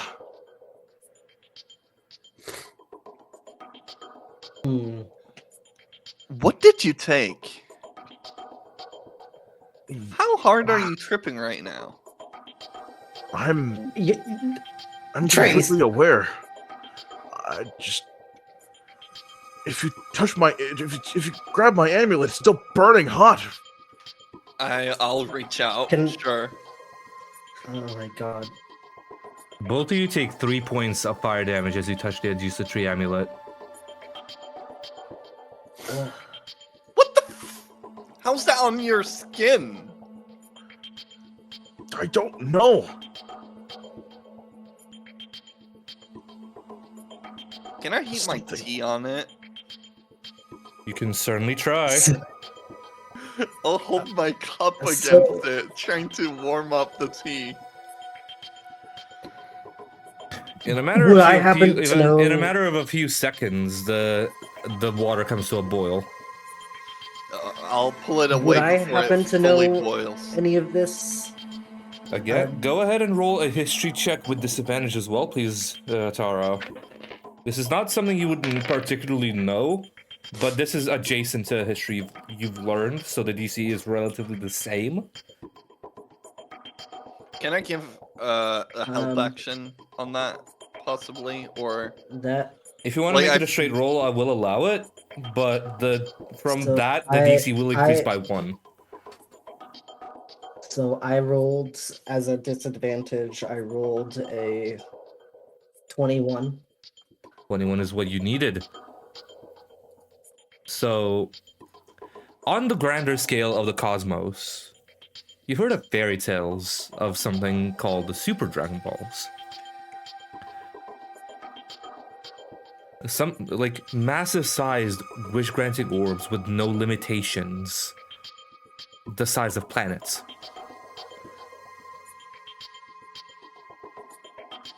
Again, the way it was described, it was more or less a legend in those stories, not anything serious or attainable, but definitely something that, like, caught your attention, and you're starting to put pieces together. You're not really going forward with it, though. I have some knowledge about what you see in Kitatsu. In my research, there were these things called Super Dragon Balls. They were more or less a myth, fairy tale, if you will. But they sound very similar to what you have seen within those visions. They're massive Dragon Balls that are almost planet-shaped that have no limitations. You could do whatever with them that the other Dragon Balls wouldn't have limited you on. And that I'm not sure if what you did see was more or less just a vision, but maybe I hope that could give a bit of insight. Now that this has been brought to Katatsu's attention, would I be able to figure out, like, would I be able to try and piece together what I saw then, other than the Super Dragon Balls, like the presence that was there? I will need an additional history check from you. This is rather difficult, but due to, like, Taro's excuse me, due to Taro's insight, the DC has been drastically lowered. Okay. So am I rolling this at advantage, disadvantage, or just flat roll? Go for a straight roll. Go for a straight roll Alright. for this. Technically, yeah, because technically it would be disadvantage, but again, Taro helps you with this. 18. 18, okay. Piecing over previous data, in both your memories, it's more or less a thing of this must be the creator of the Super Dragon Balls. The name is on the tip of your tongue, but this is the Namekian, pretty much the Namekian god. That must be what I saw out there. There was a presence out there with me.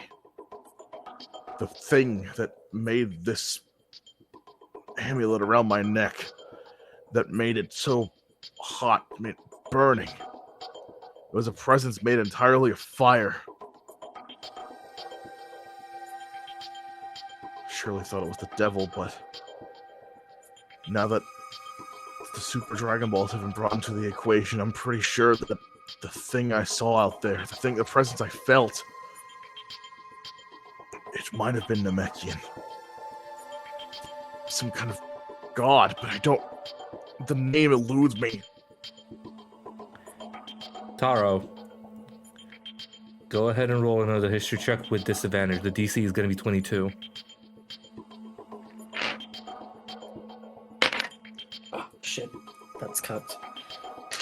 That's cocked.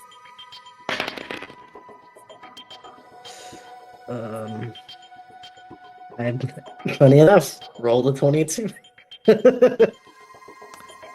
As a mention of a Namekian god, the tiny piece of information from that fairy tale recalls the name Zalama. Oh shit! So you that it was a Namekian god. I happen to know the name of who that Namekian god is. I hate the fact that you just said the name, and it Zalama. starts with the Zalama. Yes, it's Zalama. That's the Namekian god that you're referring to. Zalama. What? They were only talked about in myth. There's no way that voice called out to me. It's very likely that it could have been. Out of anyone in the universe, out of anyone in the multiverse for that matter. Me? Perhaps they see something in you that you may not see in yourself. That may be the case, but if it's something that I can't see within myself, then I certainly don't know what it could be. Maybe they'll teach you in some fashion. Hopefully not at the detriment of your health. Let's hope so. Because at the rate that everyone else here is progressing, it seems that I might be the one to fall behind soon. And I give a brief glance to Trace, just acknowledging how far they've come. I appreciate the gesture, but I really have a lot of catching up still to do. There's more powerful figures in this room. And I just do this towards Cress. I think everyone in this room has some sort of potential. Whether they're at that potential or close to it is irrelevant. It's just important to know that they have a potential. Are we Are we just hovering in the air right now, or are we going? You're flying and talking towards Tricera at the minute. Yes, I will say that much. Okay. For a second, with Tara speaking, I will put the thing of Mala handling the ship at the minute. Yeah. I trust Mala's handling it pretty okay. Oh yeah. Yeah, there, partner. I got this. You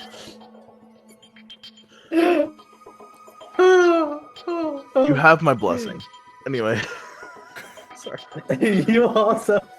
Well, God bless your heart, Tom. God bless your heart. My shit southern accent aside, carry on. I don't know what Is I don't know if what I saw out there was really Zalama, but if it was, and this burning in my chest is really his presence. it's likely that it could be. I'm just thinking about how do we approach this. I know we've had a couple side quests that have diverted our attention from the original mission. Do we want to As a focus point of on order, this? Katatsu, if you haven't had the spells Commune and Divination in your spell list, go ahead and add them now. Commune and divination. Yep. Okay. Spells. And I will say for the purposes of this, you do not need any material components. I gotta find it first. I think it's 4th and 5th level divination, and then commune. You should have access to it, if I'm not mistaken. Commune is 5th level. Yes, and divination is, I so- think, 4th. I would Don't need quote me to. on that. I would need to unprepare something.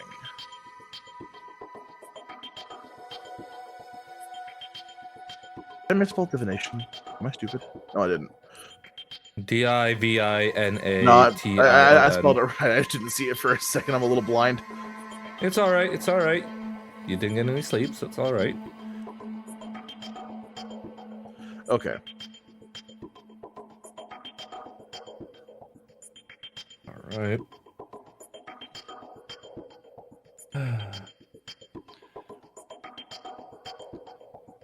How about I make everybody some lunch? Because it seems like you had a whole thing about almost dying, which I'm not one to speak. But we all fought, so let me check if I can throw something together. Maybe some salami sandwiches. Mm-hmm. I'm sorry, I could only hear salami the entire time you were saying salama. So long. I mean,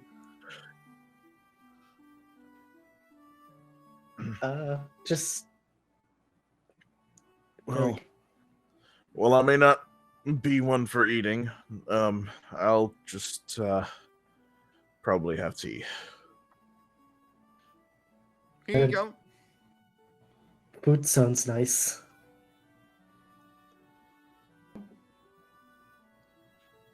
How about you, Cress? You want something to eat?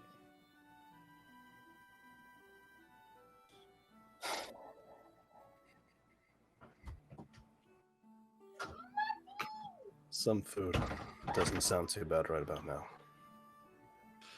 And you just see me go to a corner and like, huh, yeah, and then,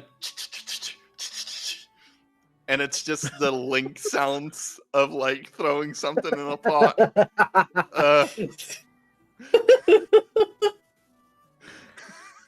I'll allow it. I'll allow it.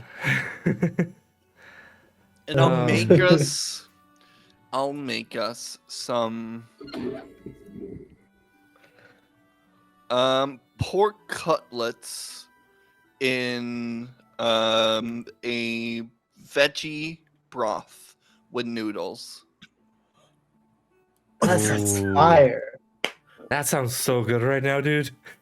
That sounds so fire. Wow, deep cut. All right. All right. Extra As you- big size for our sane boys, because you need the extra. Yeah. Here's your. You know what? Do you want to drink the broth?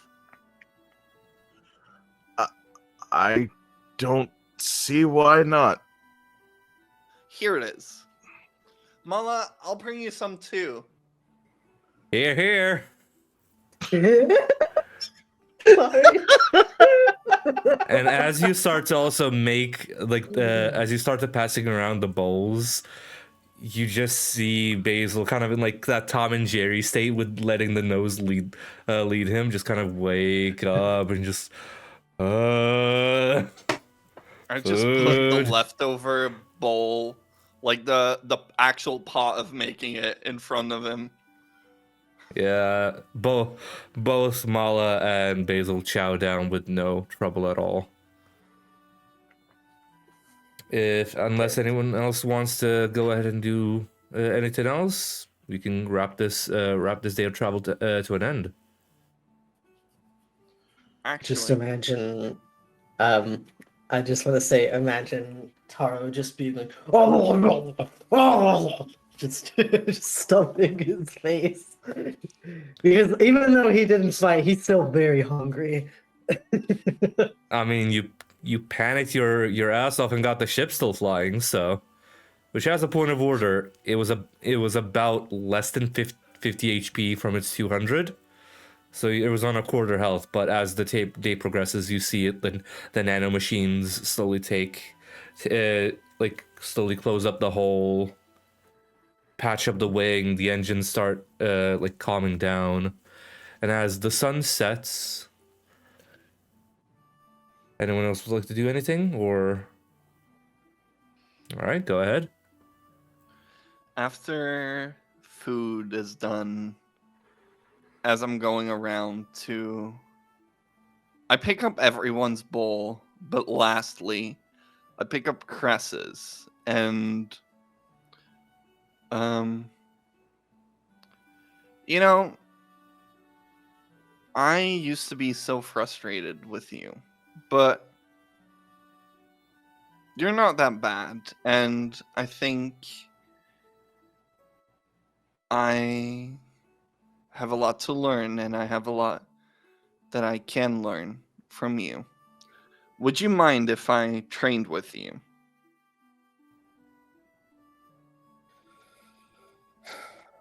Like I told your runt of a brother, if you want to learn from me, just watch what I do and focus on yourself afterwards.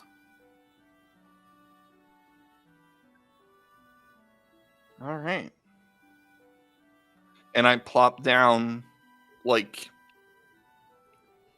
next to him, just copying, because I assume he's mental training. He was, before you interrupted his meal, doing mental image training, which he will be going back to after meal. Which I can only imagine Trace mental image training would be fighting Cress.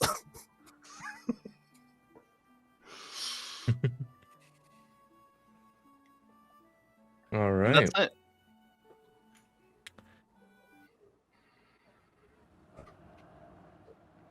All right.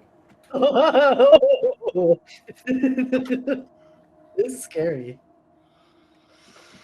As the night falls,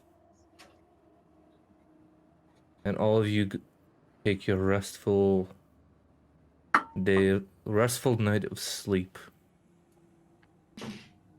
And I have everyone besides Patrick leave the table for me, please. What? Roll a d20? Nope. Everyone dip out for a little bit for me, please. What the hell?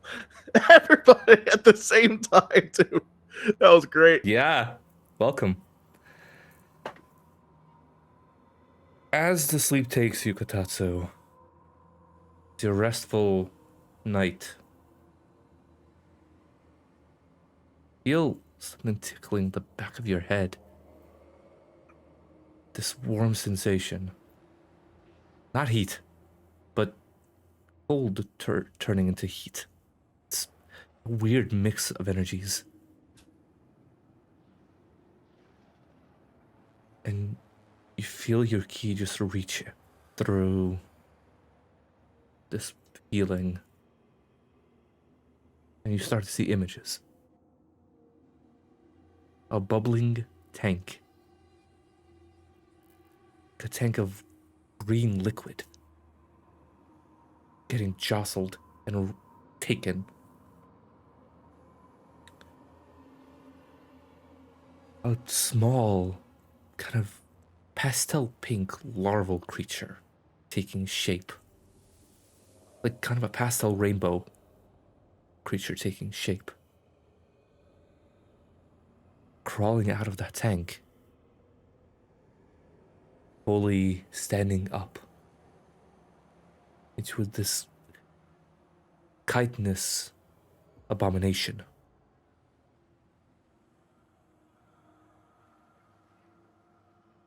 Extending their arms to two beings of similar form, but more green and more pale.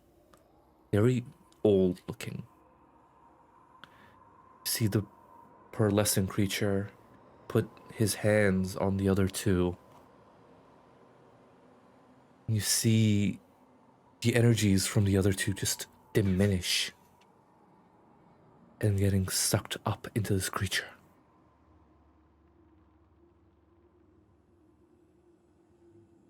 See the form shift as you see a little bead enter in to the creature's shifting form.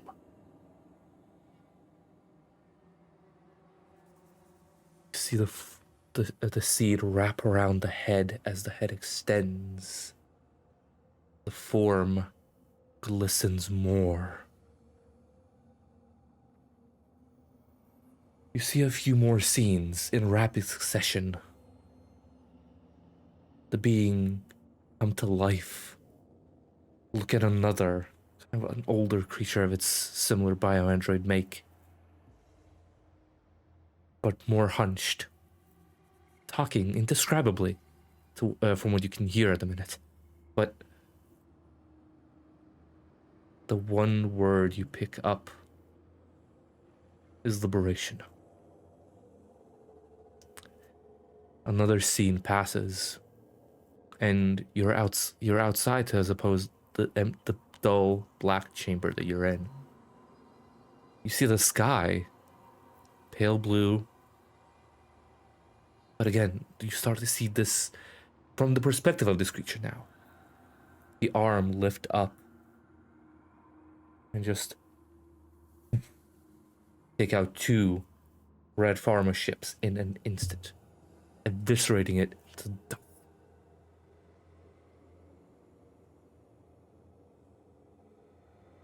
And all you can hear, time to fight. And they're snapped out of it. You wake up in a cold sweat. Everyone else is asleep. What? Everyone else is asleep, and again, start kind of instinctually just clutch the Achiza symbol. It's calmed down. It's cold, but it starts to warm up.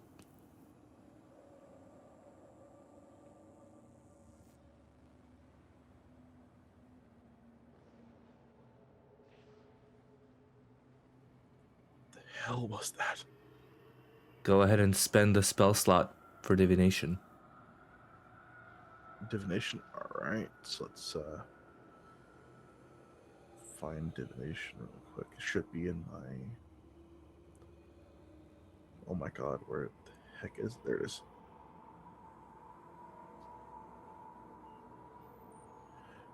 Okay, I think I just cast divination.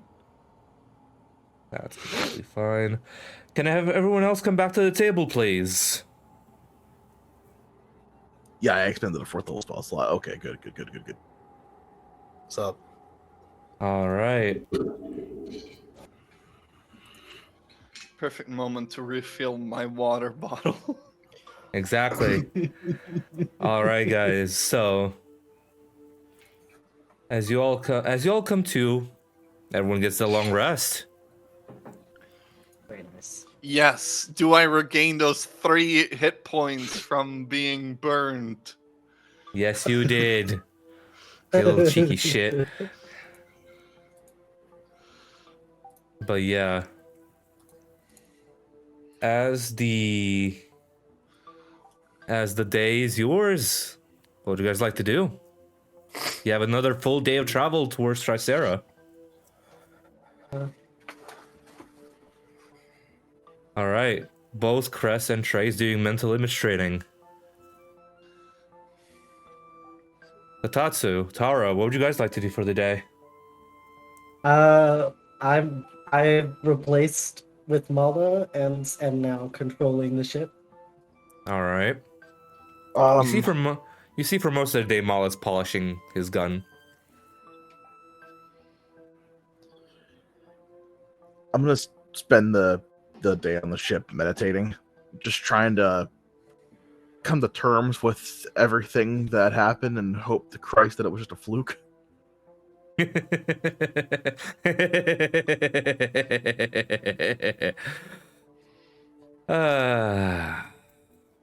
Funny.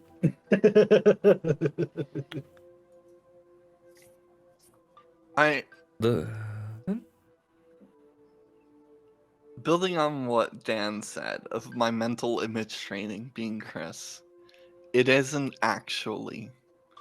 It's more so, and nobody else would be aware of this right now, but it's the Whis avatar. Oh. Going back to the 8 years almost spent in the room. in the staff. In the staff. Yeah.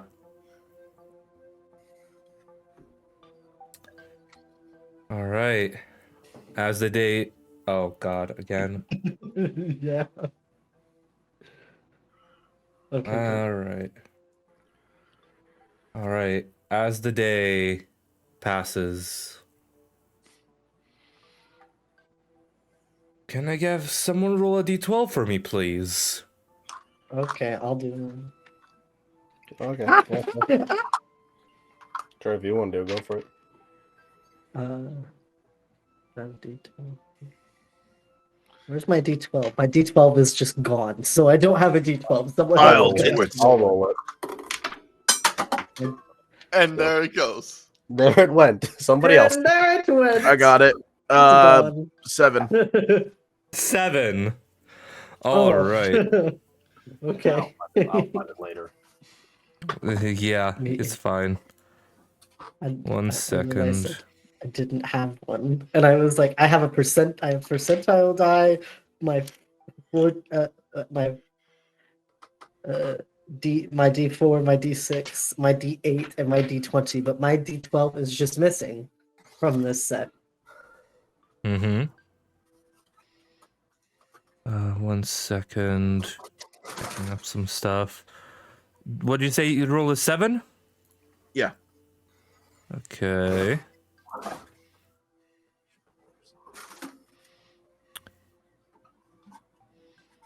Okay. 1 second. What? Oh, come on, dude. Great. All right, 1 second. All right. As the day passes by into more of a sunset, Taro, Ring, ring, ring, ring, ring, ring, ring, ring, ring, ring. For the first time in what feels like too long, you hear your phone ringing. Fuck, who's calling me? And You look at Taro you grabs look the at phone. you even bit like instinctually looking at it. Like you look at it, it's your mom. Oh, fuck. Your mom. I answer the phone. Oh my god. Hello? What's going on? Mom? Taro, sweetie, how's everything going? I'm so sorry. Everything's been so busy at home. I forgot to call you. Oh, you were completely okay, Mom. I thought there was an emergency. Well, there we're doing... kind of is. Oh, fuck. What's going on? Language! What did I tell you? Sorry. God. What is going on? Well, you see, honey, another trace happened? Basically? I'm sorry. There are two traces. There's one in. We're on a ship right now. Me and my team. No, honey, no, not like that. You remember the guy whose hair turned kinda red? Oh my god, no. He kinda knocked out your father and took our Dragon Ball. No. No. We had one near the house we picked up. I'm so sorry, honey. We forgot to call you. Mom, excuse me. Why is that called a trace? Honey, you know what we mean. I need. We need to head there right now. No, see, what happened is they both kind of knocked each other out. So they're both dead? Well, they're both in critical condition and our healers are looking after them, but your father's badly hurt and both the guys badly hurt, but he's still clutching onto the Dragon Ball even though he's passed out and we can't get it out. And you hear this sense of like desperation from your mother's voice, but kind of a different kind of goofy tone that you haven't heard from before. Can I get an insight check? Go ahead. Okay. Ruby Oh, red. that's not good. That is a 13 plus 8 is a 21. Goofy tone makes it sound like it's not. You listen back to the voice and the mannerisms that Neon is portraying. It's not her. You're not my mom! What are you? Who are you? Your mom! Sorry, Tell me right now who you are.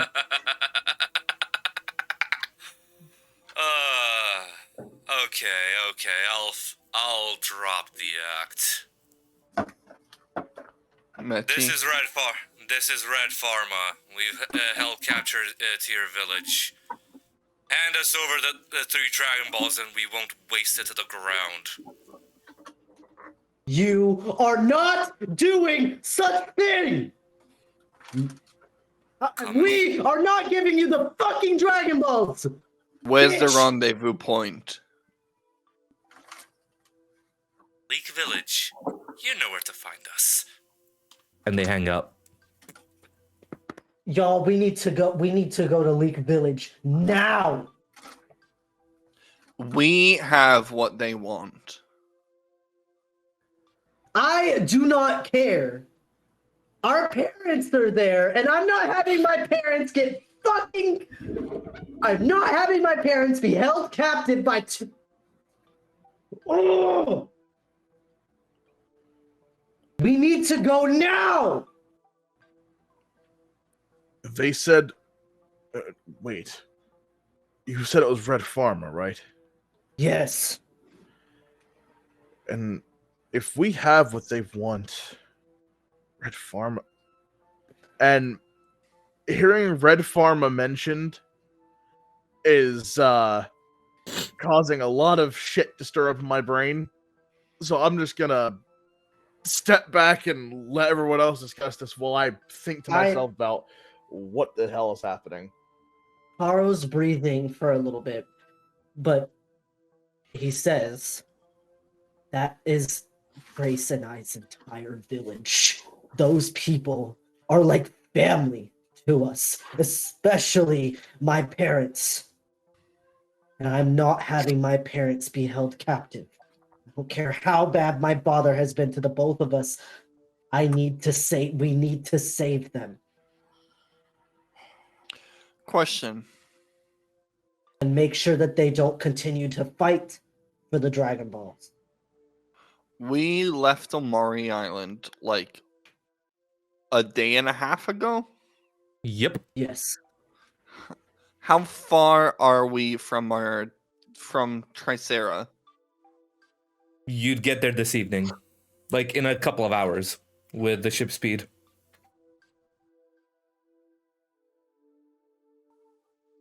We're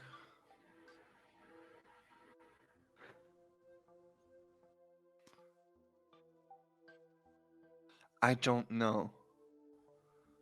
I just cannot justify leaving. After some thinking, Katatsu's just gonna step forward. We're going.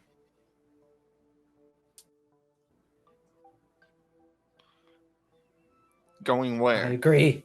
Yeah, We're going. We're going to League Village. We're going to the village. Maybe I could find some answers on what's going on in my head with this Red Pharma shit. And we can also do some good. This is not for discussion. Let's go. All right. I apologize again to diverge from the mission, but this is really, really important. All right. Top speed, turning back. Are you guys going across the globe, or are you Pac-Manning the map, essentially? Pac-Manning. Probably. Pac-Manning. Fair enough. All right, so you guys are Pac-Manning across the world. Again, a couple of days of travel, but it feels like nothing, especially to you, Taro, in this blind rage. As you guys are cresting over and seeing the horizon, you start to see just 1, 2, 3, 6, 10 Red Pharma ships surrounding the village. How close are they to each other? I'd say less than 100 feet away from one another. They're like kind of encircling the entire village. What's the diameter of the circle that they are? What's like the distance from the furthest out ship to like the other side?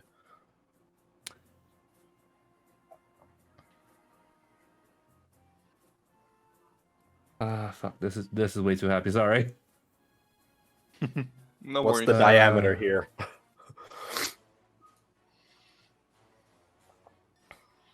I'm genuinely trying to think. I'm sorry, I'm bad at math. No. I mean, like the question comes out. You can. I'd say roughly about 1,000 feet from the farthest to the farthest. Okay. I assume the question in mind had from Xander was, can you hit all of them simultaneously? No, you That's what I was cannot. thinking. Yeah, no, No, you I think we all cannot. collectively understood the question of can we hit all of them? Is that possible? And also, I would say, like, in terms of scale, one of their ships is twice the size of yours. Okay. One is the twice the size. But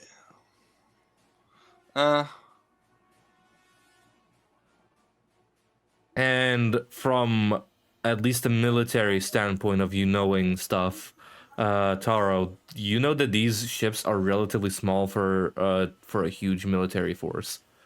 So these would constitute more as scout ships for Red Pharma. do I? Oh, I talked about this in the little break as well. I want to key check whether Meji is actually in Leak Village because they As you- mentioned him. As you're getting closer, it becomes a very faint signature. But with your now God key sense as well, you do pick up the pressure of Meji somewhere around in Leak Village. You do pick up the fact that he's permanently stuck in the God state at this point to hide from like Red Pharma sensors. Hmm. And Cress, it's easy enough for you to pick up on this as well.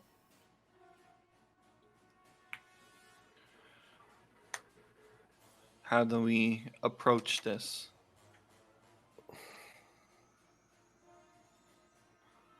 Up to you. Well, we can't exactly just give them the Dragon Ball, but like at the same time, if we don't torch everything.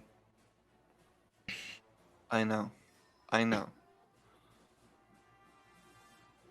I think it wouldn't be a bad idea to actually split up Okay. and leave the Dragon Balls on the ship with the protection team while we go rendezvous.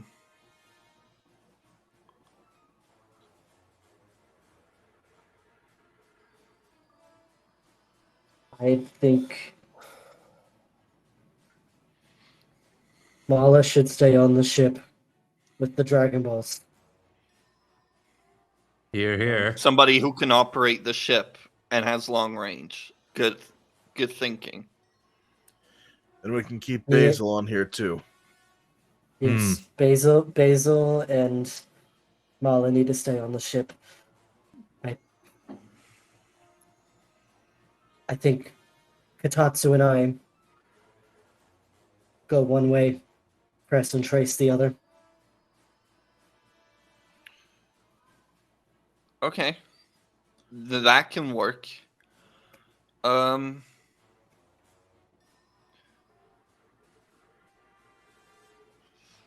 Can I key sense our parents? Or Very weak key from both Noon and Rugu at home? at home. Oh my god. All right. You go home. Okay. Chris and I are Katatsu. going to try and get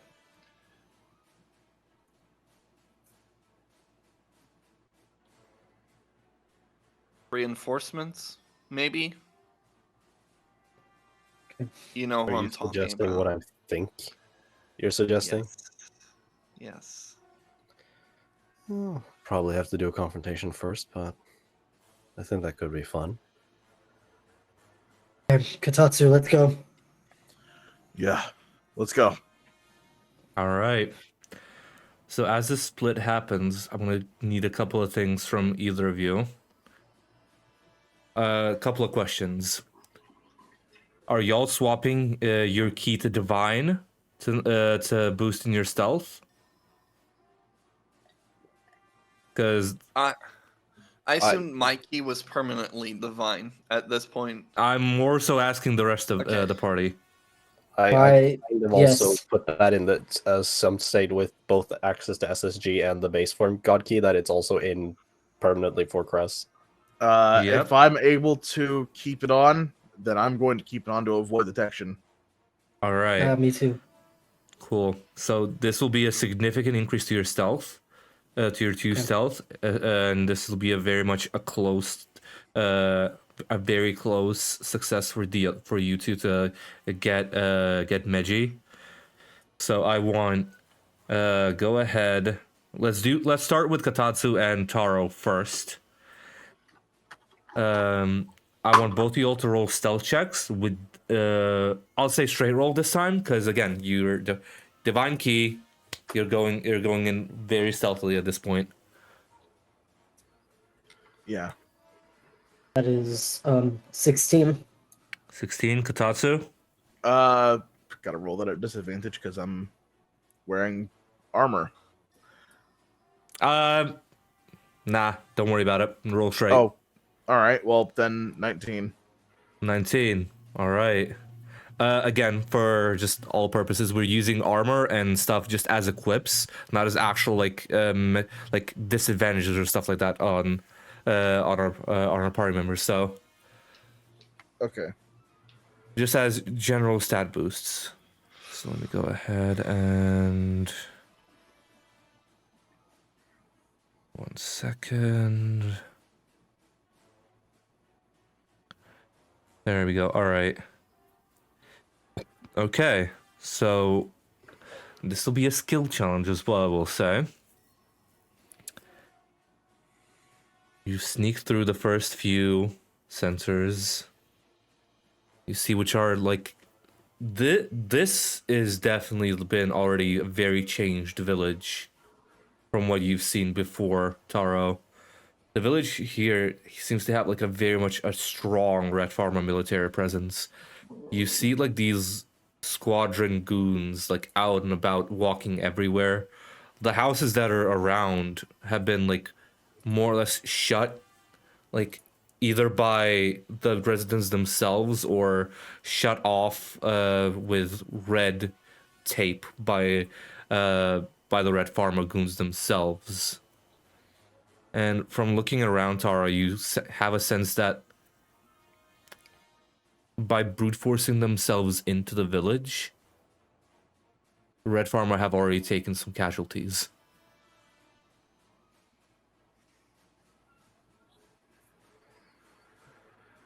We can't hear you, buddy.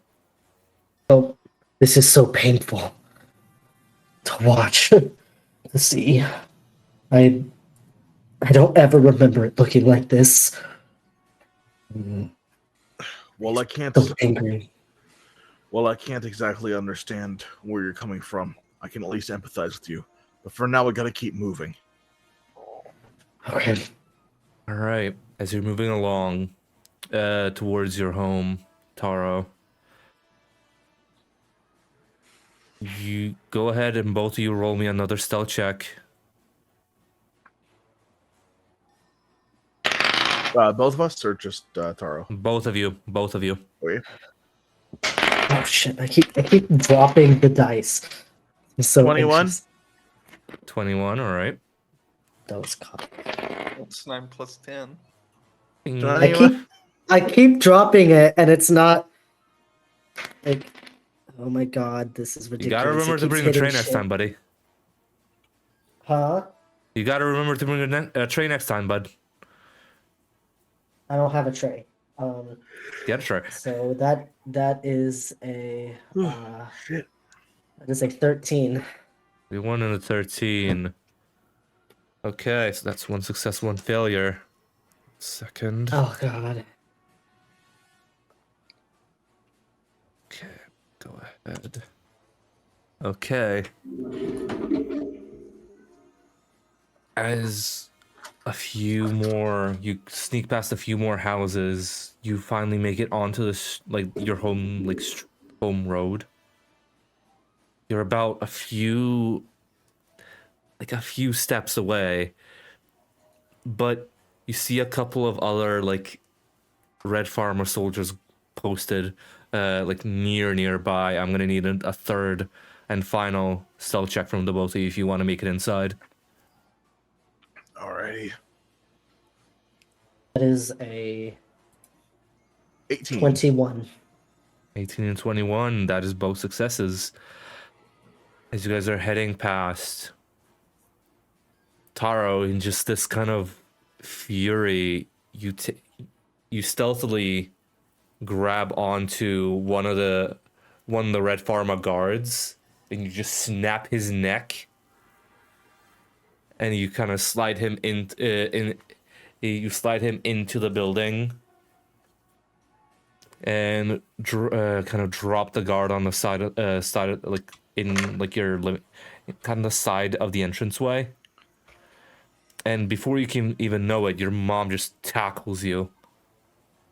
What's going on?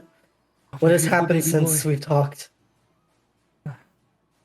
Everything's been going to fucking shit. Where's Dad? Dad's in the bedroom. He's heavily hurt. No. And I run to his bedroom. Dad! Tell you to keep it down. You're always screaming. And you see just puncture wounds in one shoulder, in two in the chest, and 3 in one of the thighs. He's been heavily shot at. Did I follow behind? I followed behind. Yep. Well, when I came in, I'm also gonna take note of the clothes that the Red Pharma people are wearing. Just keep that in my mind. Yep.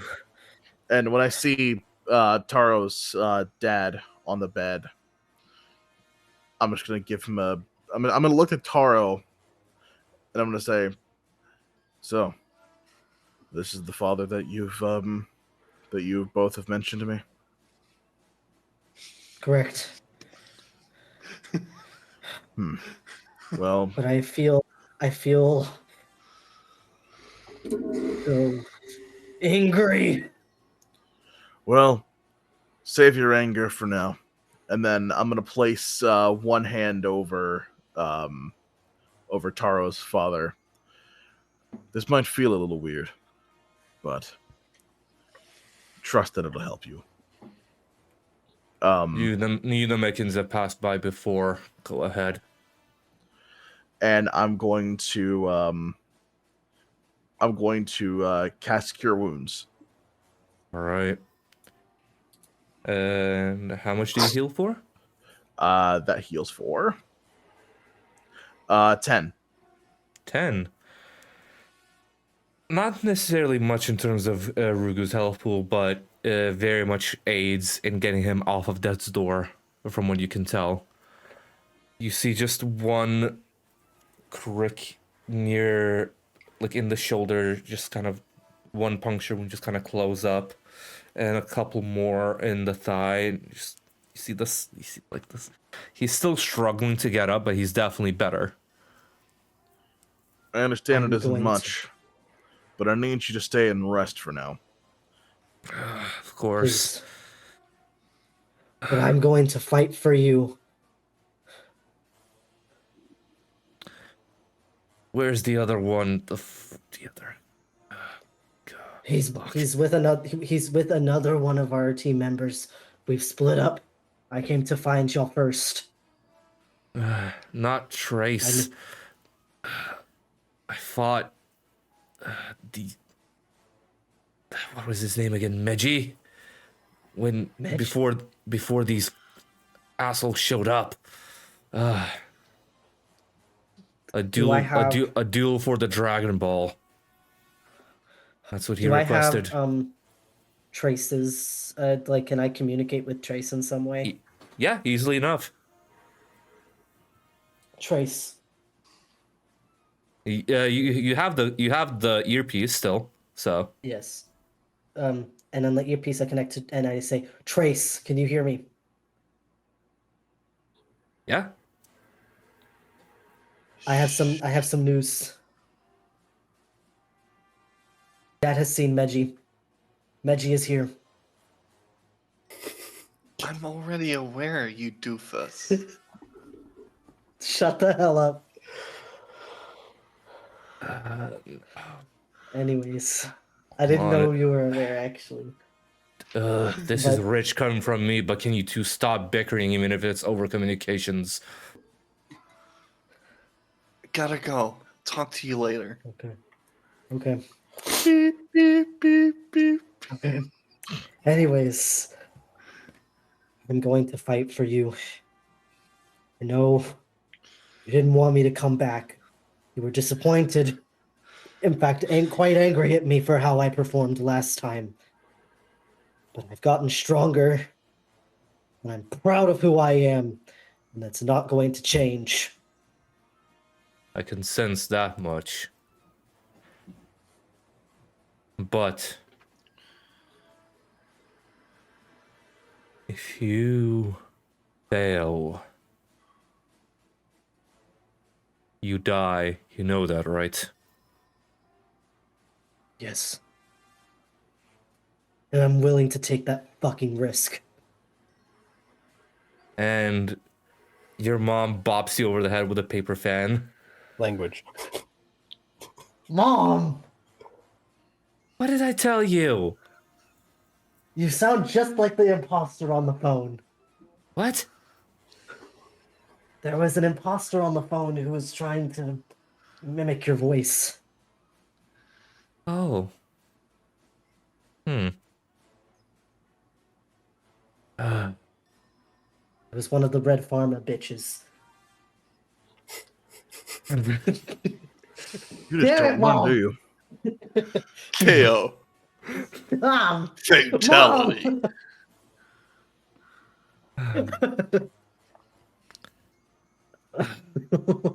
Taro. You see your father just kind of still struggle, but fully stand up.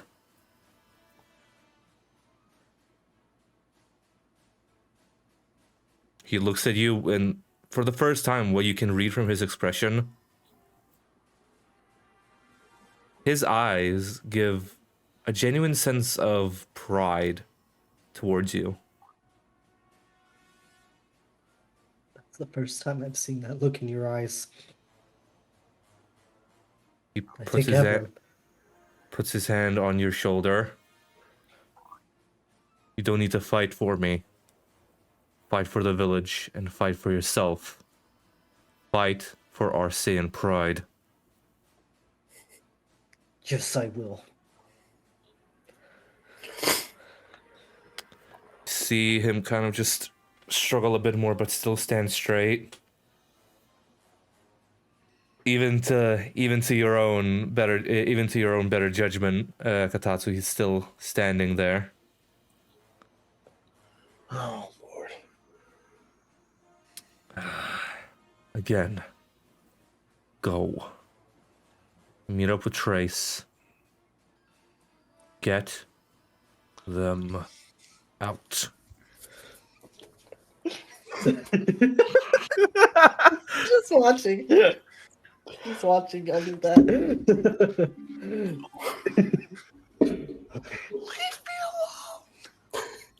Think- Before we leave, though, there's something we should do. Perhaps we could blend in a little better. I decided to take note of what those guys were wearing. So, this might be a little weird, and I'm just gonna take my weird long Namekian finger pointed at Taro. Clothes beam. Clothes beam! Clothes beam on the red pharma outfit on the Taro. And again, if you've seen Dragon Ball Superhero, it's that kind of like same outfit of red pharma, but just all black, and all you see like on all you see on Taro's head as well is like these kind of standard kind of Tom Clancy night vision goggles, but in all red, like the lenses being all red. Well, I'm glad to know that worked. Let's try it on myself now, and then I'm just gonna turn it on myself, then just clothes beam myself. Could have same fucking outfit. blasted Taro accidentally. I could have accidentally Dodonpa Taro. And that would have been really funny. Accidental Dodonpa. As you guys shift your clothing, let's pan over to the dynamic duo. So, as you guys are Dynamic heading is a in, bold choice of words, but you know. what do I call you? The dumbass duo? Because that's apparently what's more accurate. Not just a duo. That seems about fair. Efficient. Efficient duo, that works. We'll see. As you guys are heading in, you're tracking Meji's key signature. I want both of you to roll both a perception and a stealth check as this is going on. We'll follow the same DCs as the other two. Do you want those in order? Yes, please. So perception is 24 on my end. Perception is 25 on my end. All right, stealth. Oh my god! All right, first of all, stealth. And what is 14 plus 9? 23. 23? Mine is a total of 23. All I rolled right, a and stealth of 16. 16. Both are both checks are both successes. Okay. So, as you guys are looking through, and like, you see some rubble of like a building that's kind of been shattered across the side, and you just see a pillar of just a red marker. Trace, you get the notion of like, again, these red farmer folks have already taken some lives in the village.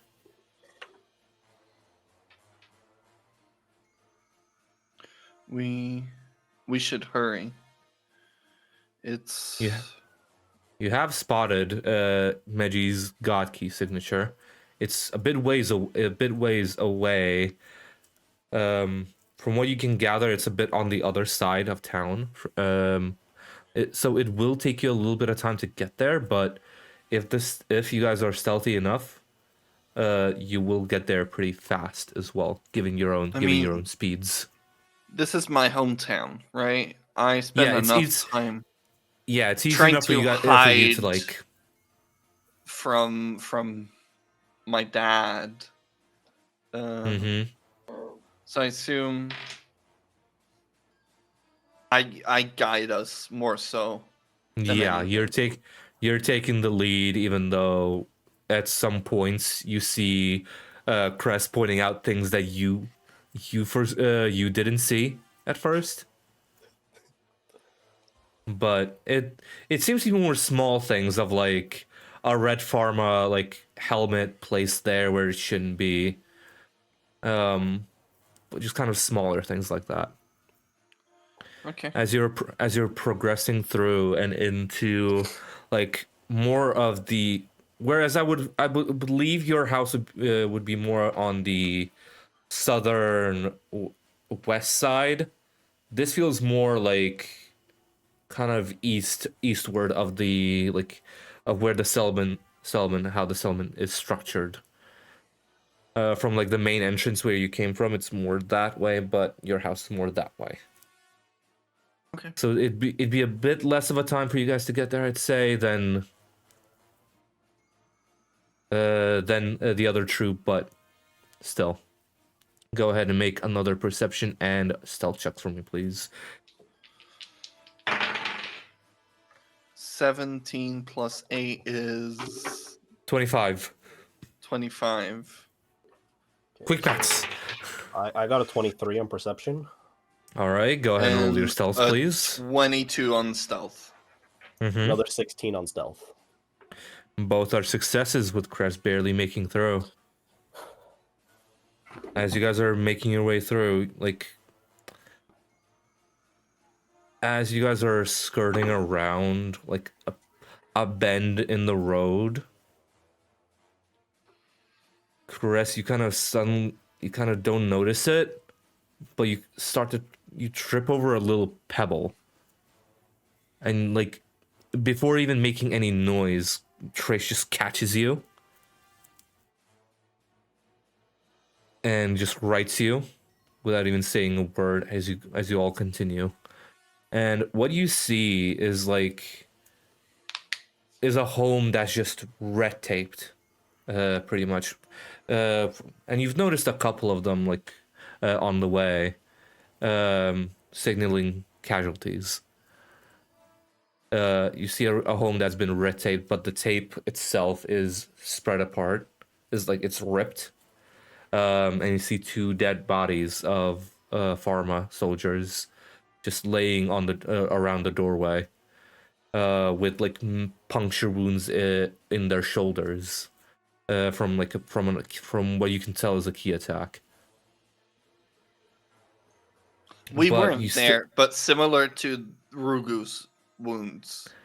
No, these are bigger and whereas Rugu's wounds are purely bullet marks, these seem to be pure these seem to be full on key puncture wounds of going straight through the armor and the shoulder. Of Okay. this is to you, especially Crest, this is unmistakable. This is a full God key thing. Full God key attack. Okay. And as you guys are heading through, you see one of the scouting ships has kind of dipped down. And I want both of you to make not a perception check, because you've already located where Meji could be stated at. I want both of y'all to just make an additional stealth check for this, to see if you can get past the sensor, the scout ship. 17. 17. 19, but I'm gonna use my ambush combat maneuver and roll an extra d8 trying to make up anything that we're lacking. And that is a 7. So I will say, are you 26. applying this? I will say before you. Oh, Are you applying this to yourself, or are you applying this to Cress? I'll do Cress. That makes it double successes, because the DC was 18. Fair enough.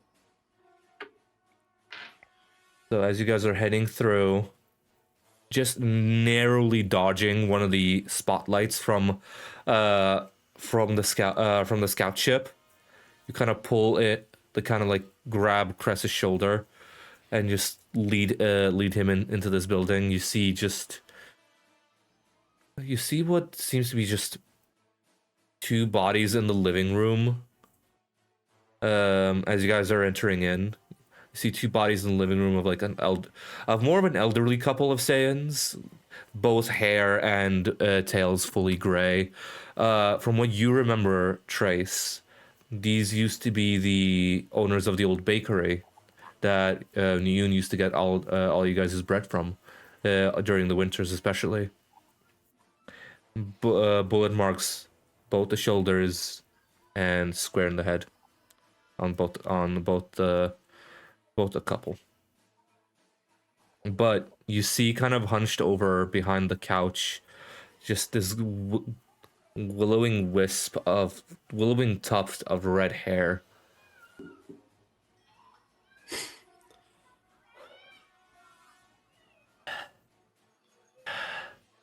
Are you okay? Fuck. Ow.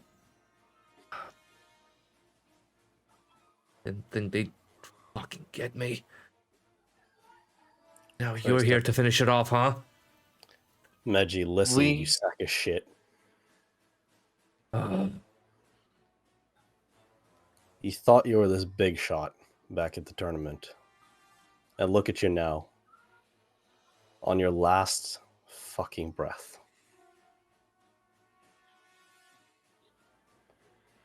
But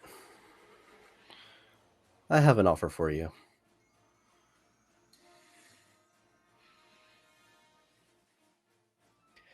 I know that you are just as much after the Dragon Balls as the rest of the world is. And I'm sure that considering these weaklings got you because of numbers, we can help you and you can help us.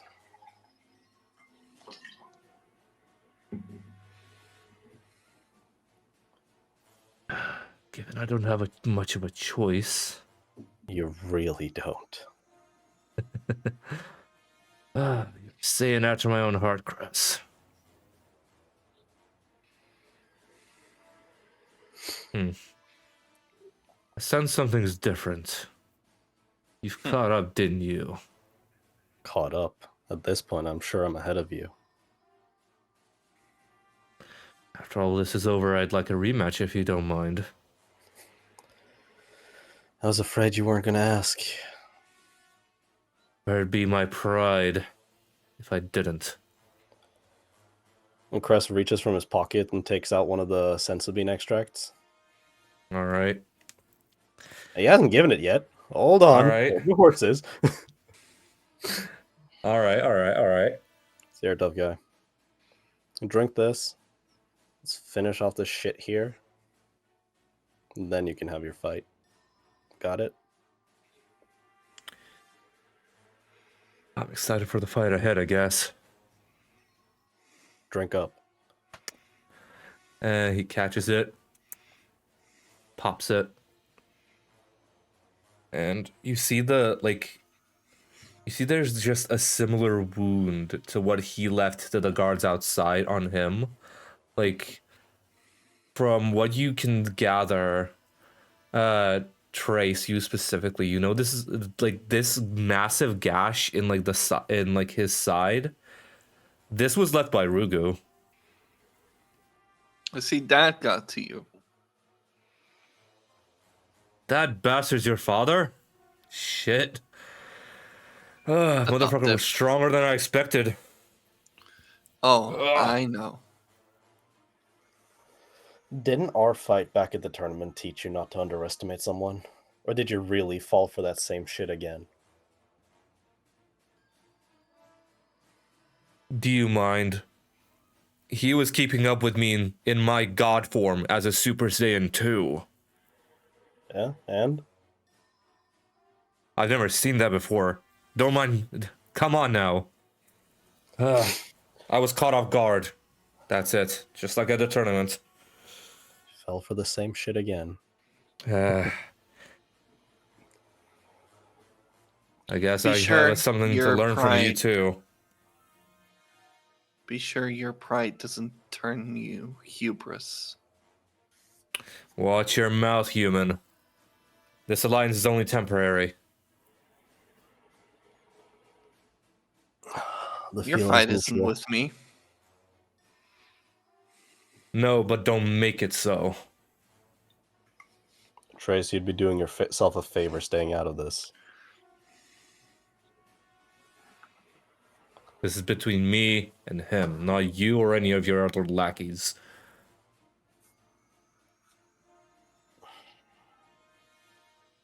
Watch your tone. And as all of this is culminating, at this point, after Meji says what he says, you get the call from Taro. That is where we're gonna end tonight's session there. Nice. All right. Again, thank you all so much for watching. I know Elliot can't be here to send you guys off as well, send this episode off as well, but appreciate you all for watching, and we'll see you guys in episode 12. Later.